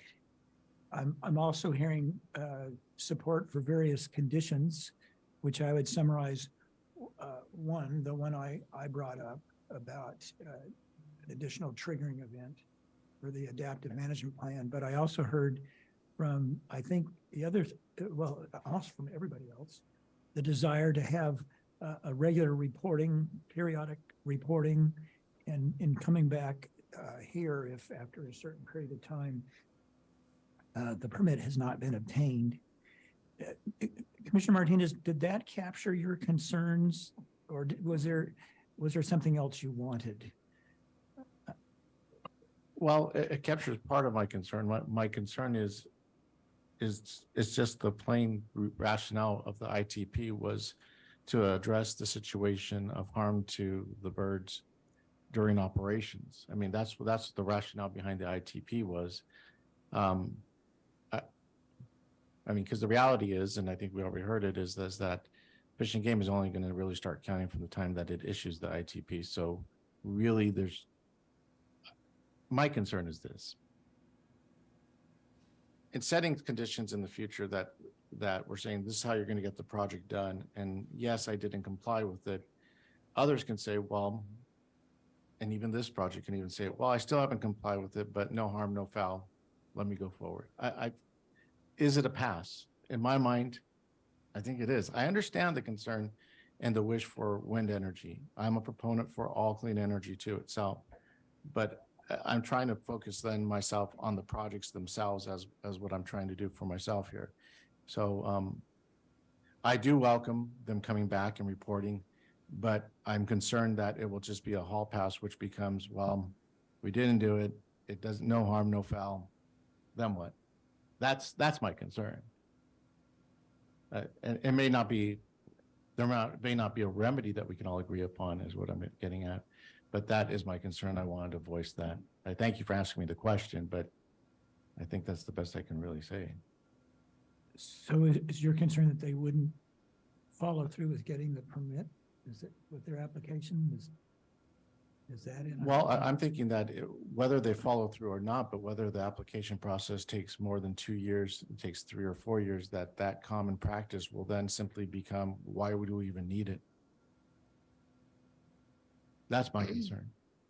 Well, sorry. Well, providing funding for mitigation in the Midwest or the Rockies for electrocuted eagles is a nice thing that may come about from U.S. Fish and Wildlife. The big picture here is dealing with the eagles that live here and live on site, and the fact that this county will have the power to change the operating hours and maybe even shut down this project if enough eagles are killed. And we have a threshold that's pretty low to even get to that reevaluation. So, I mean, I get your point, but I don't think they get a pass. I think it's just a question of, well, what else do we want to have? And is there a concern that maybe they should be putting funds in a mitigation fund prior to the ITP being issued? Is that something people want, or is that going too far afield? I'm just trying to get a summary of what things staff should work on with regard to different findings and conditions, and then also leading to how much time to do all that. Is it something to be done today? I find that hard to believe, but maybe you think you can. Or do you want 3 weeks or what? So staff, why don't you chime in? Can I ask a quick question though? Commissioner Barton first. Go ahead. You just mentioned something where, let's say we're going down the road and there is a clear, let's say a bunch of, many birds are dying, eagles and so forth. Do we really have that power of stopping? Read the Adaptive Management Plan Commissions. It says that on a basis of the threshold of numbers, and I can't remember what it is, it's pretty darn low. Then we reevaluate, and the process is an unusual one in that it goes to staff first and actually returns for public hearing, so that Audubon and its experts, like Mark Holmgren, who testified the last one, could weigh in on the mitigations. And it deals with all conditions of operability of the project. I think it would be incredibly draconian to shut it down, but what one would look at first is, I'll just make something up. Eagles are out there hunting at the hours of dawn to 9 o'clock. So we shut down the turbines in that period. But it's a pretty broad palette. If it came to that, I'd be interested in seeing what the applicant has to say, because that would avoid, I mean, for them to say on the record, oh, yes, we would comply with something like that, rather than if it did come to that, and then they would say, well, I know you, the commission put that on there, but that was something we found then and now unacceptable. They need to make a But that's commitment not- but that's on not the their record. conditions. That- Well, I mean, what we're talking about is what your suggestion is I'm just looking for an affirmative statement from them to say yes, rather than them coming back in the future and saying, well, what could I say then? I don't have anything. That they would continue to agree to live with that condition of approval that they agreed to 3 years ago, and that carries the power of law. Well, Well, I mean, if yeah. you want that, make it. Well, it can't be removed unless we removed it, right? It's part of the whole package. It's already there. Well, I understand that, but here we are discussing something that was even from the get-go, something they were supposed to do. And they're saying, I thought I even heard counsel say that, no, we really don't have to do that. There are alternatives to it. That's what I thought I heard counsel say. I may be wrong. I mean, she can correct me if I'm wrong, but I thought they said they really don't need the ITP. I'm going to reopen the public hearing for Mr. McDougall to get up and speak, to make the affirmative statement. I hope that's what you intend to do. Beg your pardon? Chair Park, before we hear from them, if it'd be okay if myself and maybe council reframes the issue, so that might help guide his comments. A response to Mr. Martinez. Yes, that makes sense. Why don't you take a stab at that? Okay, Chair, I'm going to take a stab. So the item before you today is a request by the applicants to modify a condition. So that's what the request is. Without that request, then we're limited in the ability to go in and change conditions. The applicant has provided an application with a request to modify a specific condition. The applicant could say, we don't like these changes, and withdraw that request, and everything just goes back to status quo. So the discussions we're having about adding conditions to a condition is something that we need to look at further. One thing I did want to say, so it would be appropriate to get some concurrence from the applicant on changes to the condition that they're trying to modify. That's what we're discussing, is a single condition. The adaptive management plan was already approved and is already in place. So if we change this condition, that adaptive management plan would go into effect, because then they become operational. So all of the conditions that apply to birds or bird strikes or any other habitat would now become operational, because now they're going to go operational, and our permit compliance and all those things would be required. So that's the framing I wanted to put before the commission is we're really looking at whether or not the commission has found a legitimate reason or substantial evidence to change this condition. And then knowing that if that occurs, all of these other conditions will go into place or go into effect. Did you have anything to add, Mr. Pepper? Chair and Commissioners, I don't have anything to add to what Mr. Wilson said. If you have questions, I'm happy to answer. Okay. Mr. Chair? Yes. Can I just interject something here? The text that we're being asked to revise is on page 8 of the staff report, and it talks all about that. It's not changing the condition that required the adaptive management plan, which I think was, one of your points.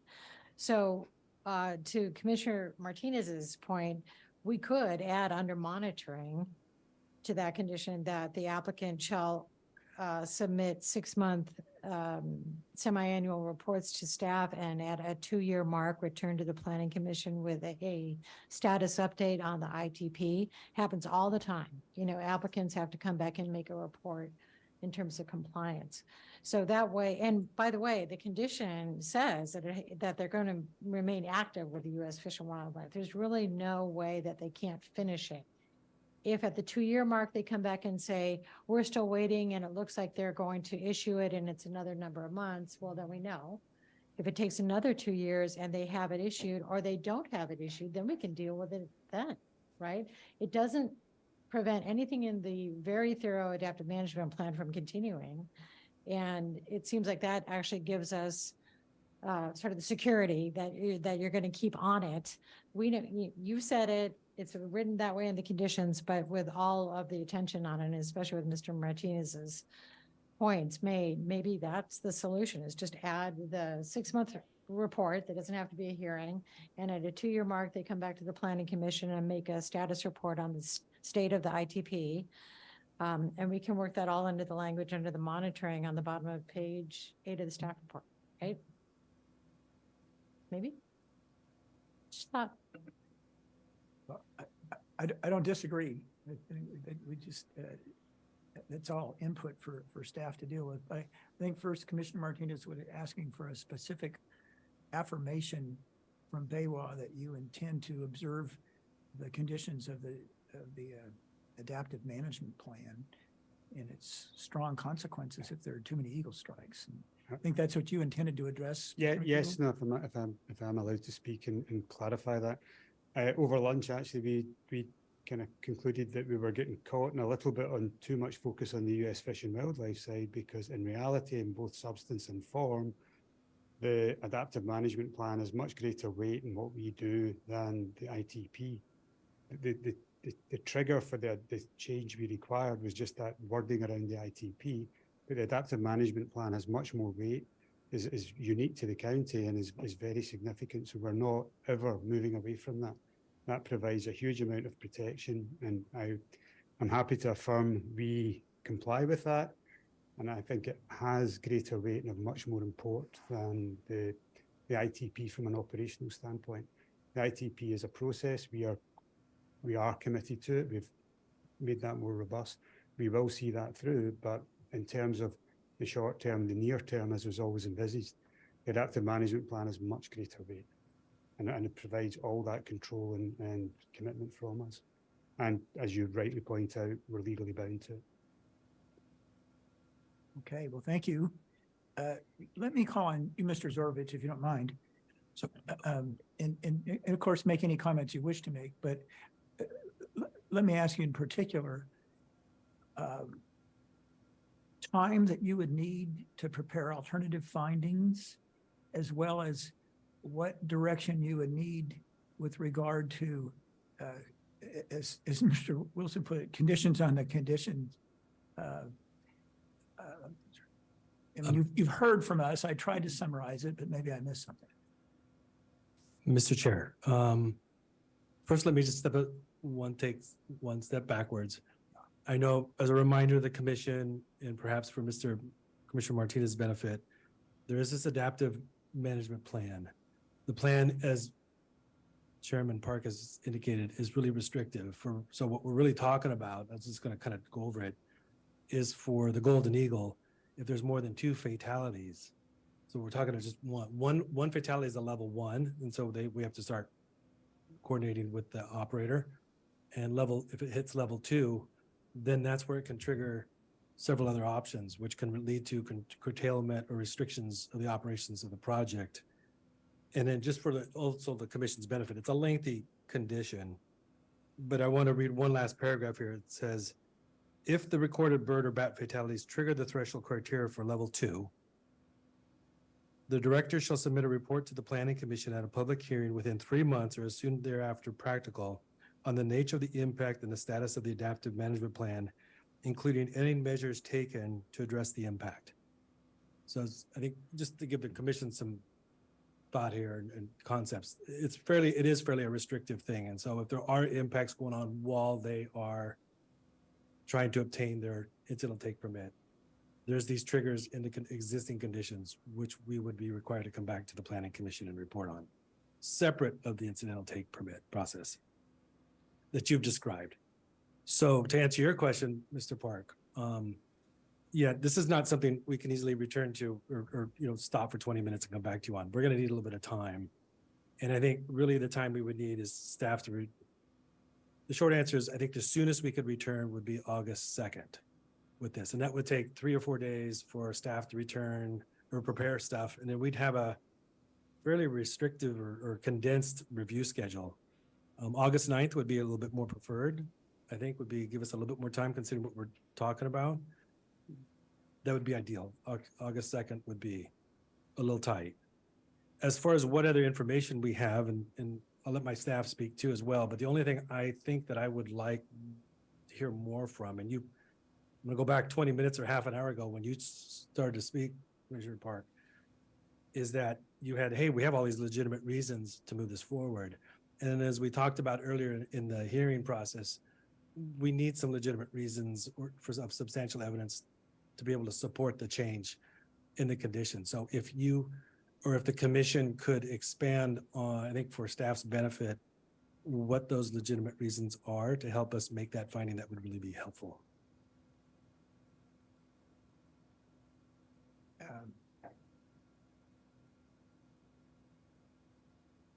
Let me enumerate some right now, okay, and see if others agree. And I know that didn't address every point you made, but it does. Proof of concept that the wind farm works in that general location and is useful by nature of its timing of production to the state of California.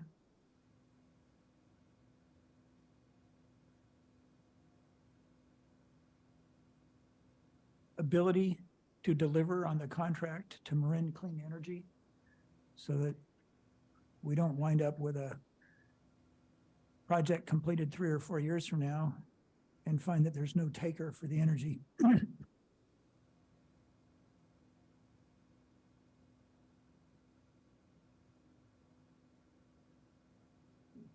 Starting up now so that there's no degradation to the equipment by way of corrosion or lack of operation. Provision of energy now that would not otherwise be available, and certainly through clean energy projects. And that's the reference to the, 40,000 homes and things like that. Okay. Replacement of other power sources that are of controversy, such as Diablo Canyon, and then there's certain various gas power plants up and down the coast where they're looking at renewal of permits on a sort of a conditional basis to meet our power needs. And I've kind of run out, but there's more that I've thought of. I've just forgotten them. Chair, if it's okay, I'd like to add something for your consideration. Oh, I'm sorry, can I just add one more? I'm sorry. You just reminded me. And it's one I've thought about a whole lot. This is an embarrassing item in a lot of ways. It's embarrassing right now to BayWa.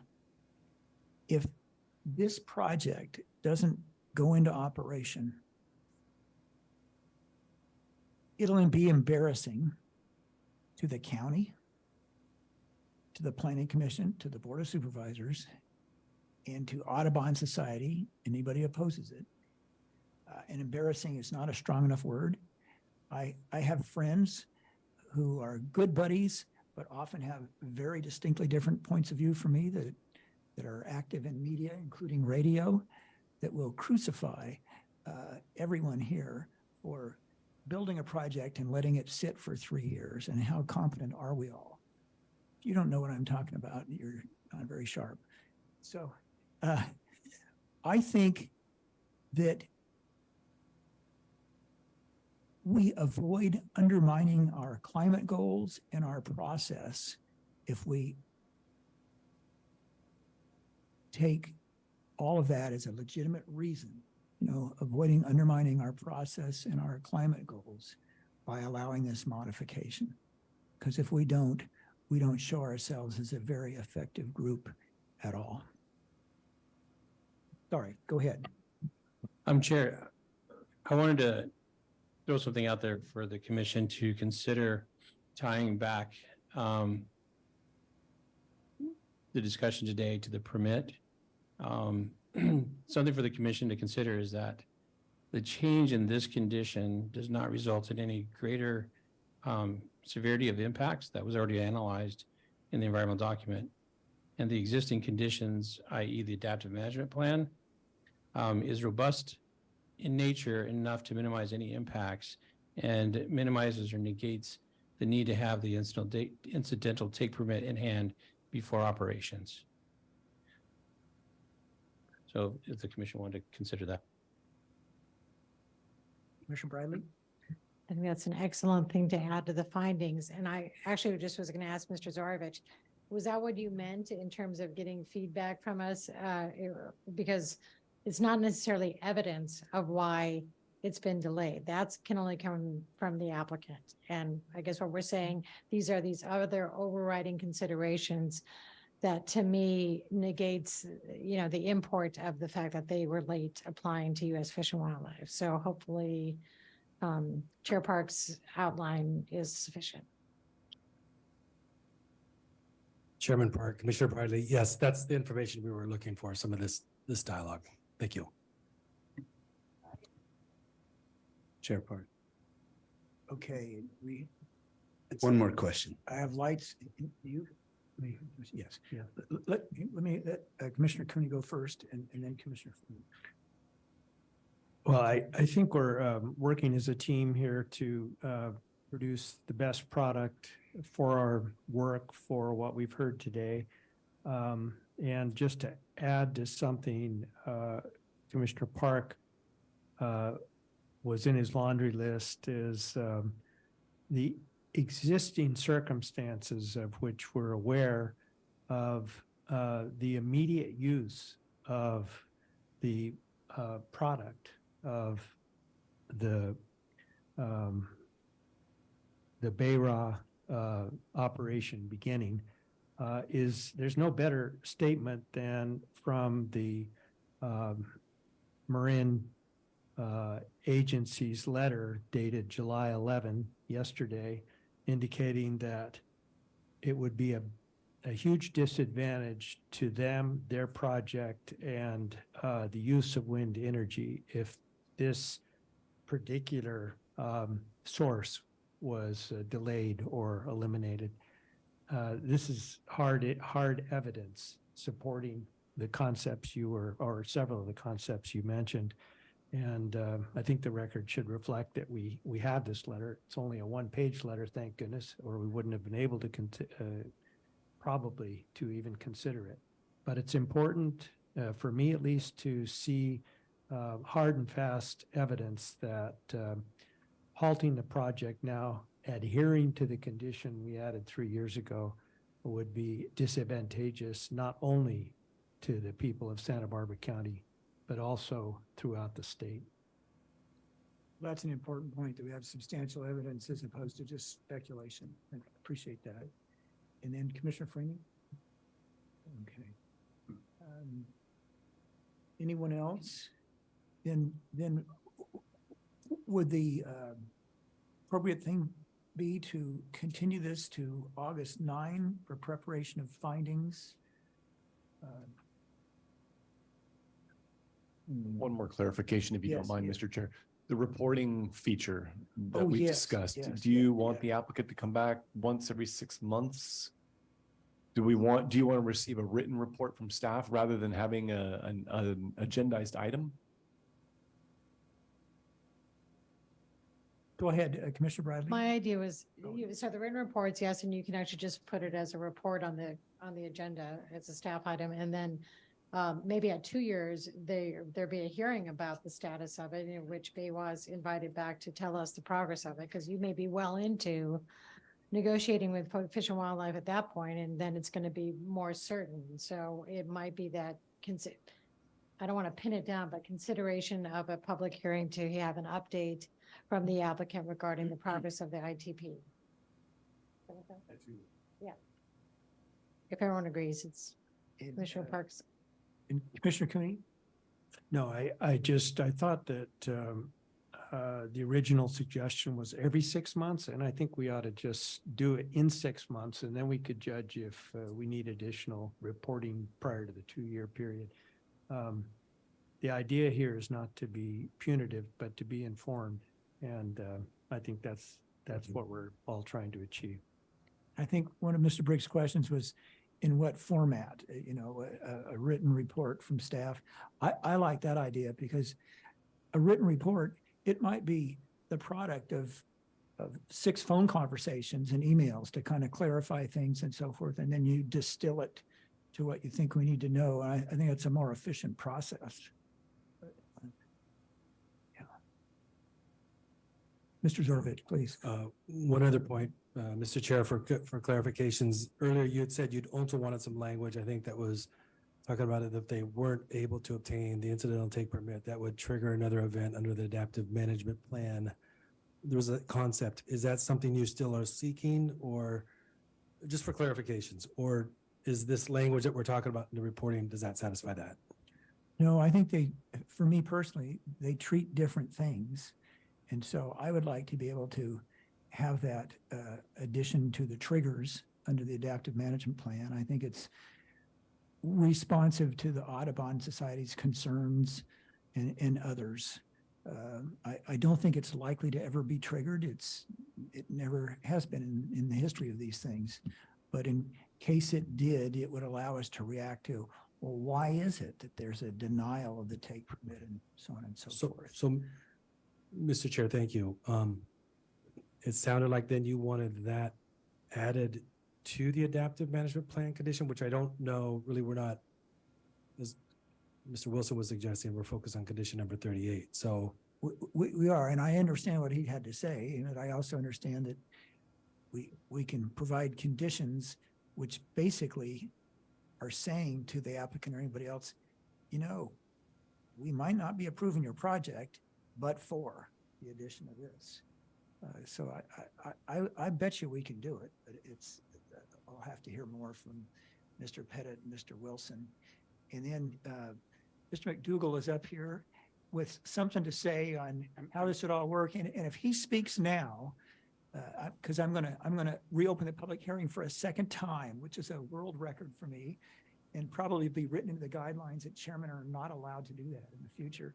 But I'm going to do that now because I think it will shorten the process to let you speak now, as opposed to holding it to whatever period. Sure. I just want to be clear, we're comfortable with all of that. We're here to as I said before, the adaptive management plan to us is more robust and wider and stronger than the ITP will ever be. They were sitting side by side. So the adaptive management plan is the stronger implement. So we're happy to abide by that. We're happy to report back in. The reporting will be natural under that process anyway. There will be complete transparency over all our operations with the county. The county, under the CUP, have control over this.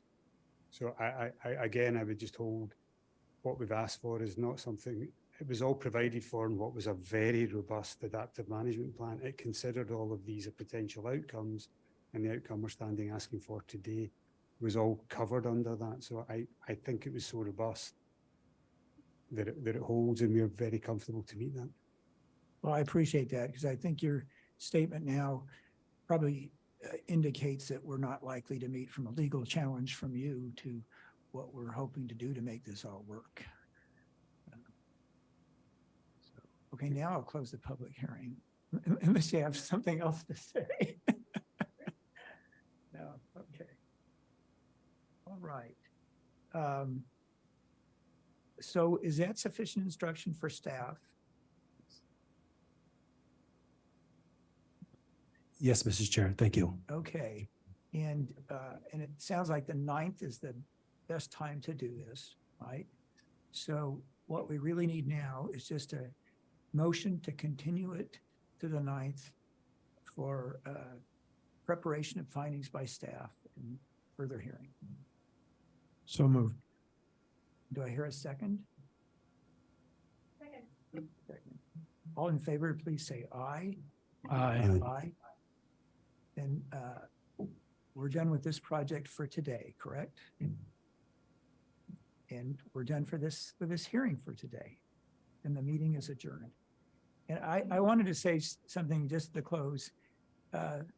I appreciate BayWa's open-mindedness on how to resolve this, and your willingness to be honest about how it all came about, not try to slide something past. And I want to specifically express my appreciation to our Energy Division staff, because I realize I always love it when energy projects come up. It's because I get to see your faces, and because I know it's always going to be a thoroughly professional presentation, and we probably disagree as often as we agree, but I always get the very best of advice, and you are courageous enough to speak up regardless of what your thoughts are, and I really appreciate that. So very good job today. Thank you so much.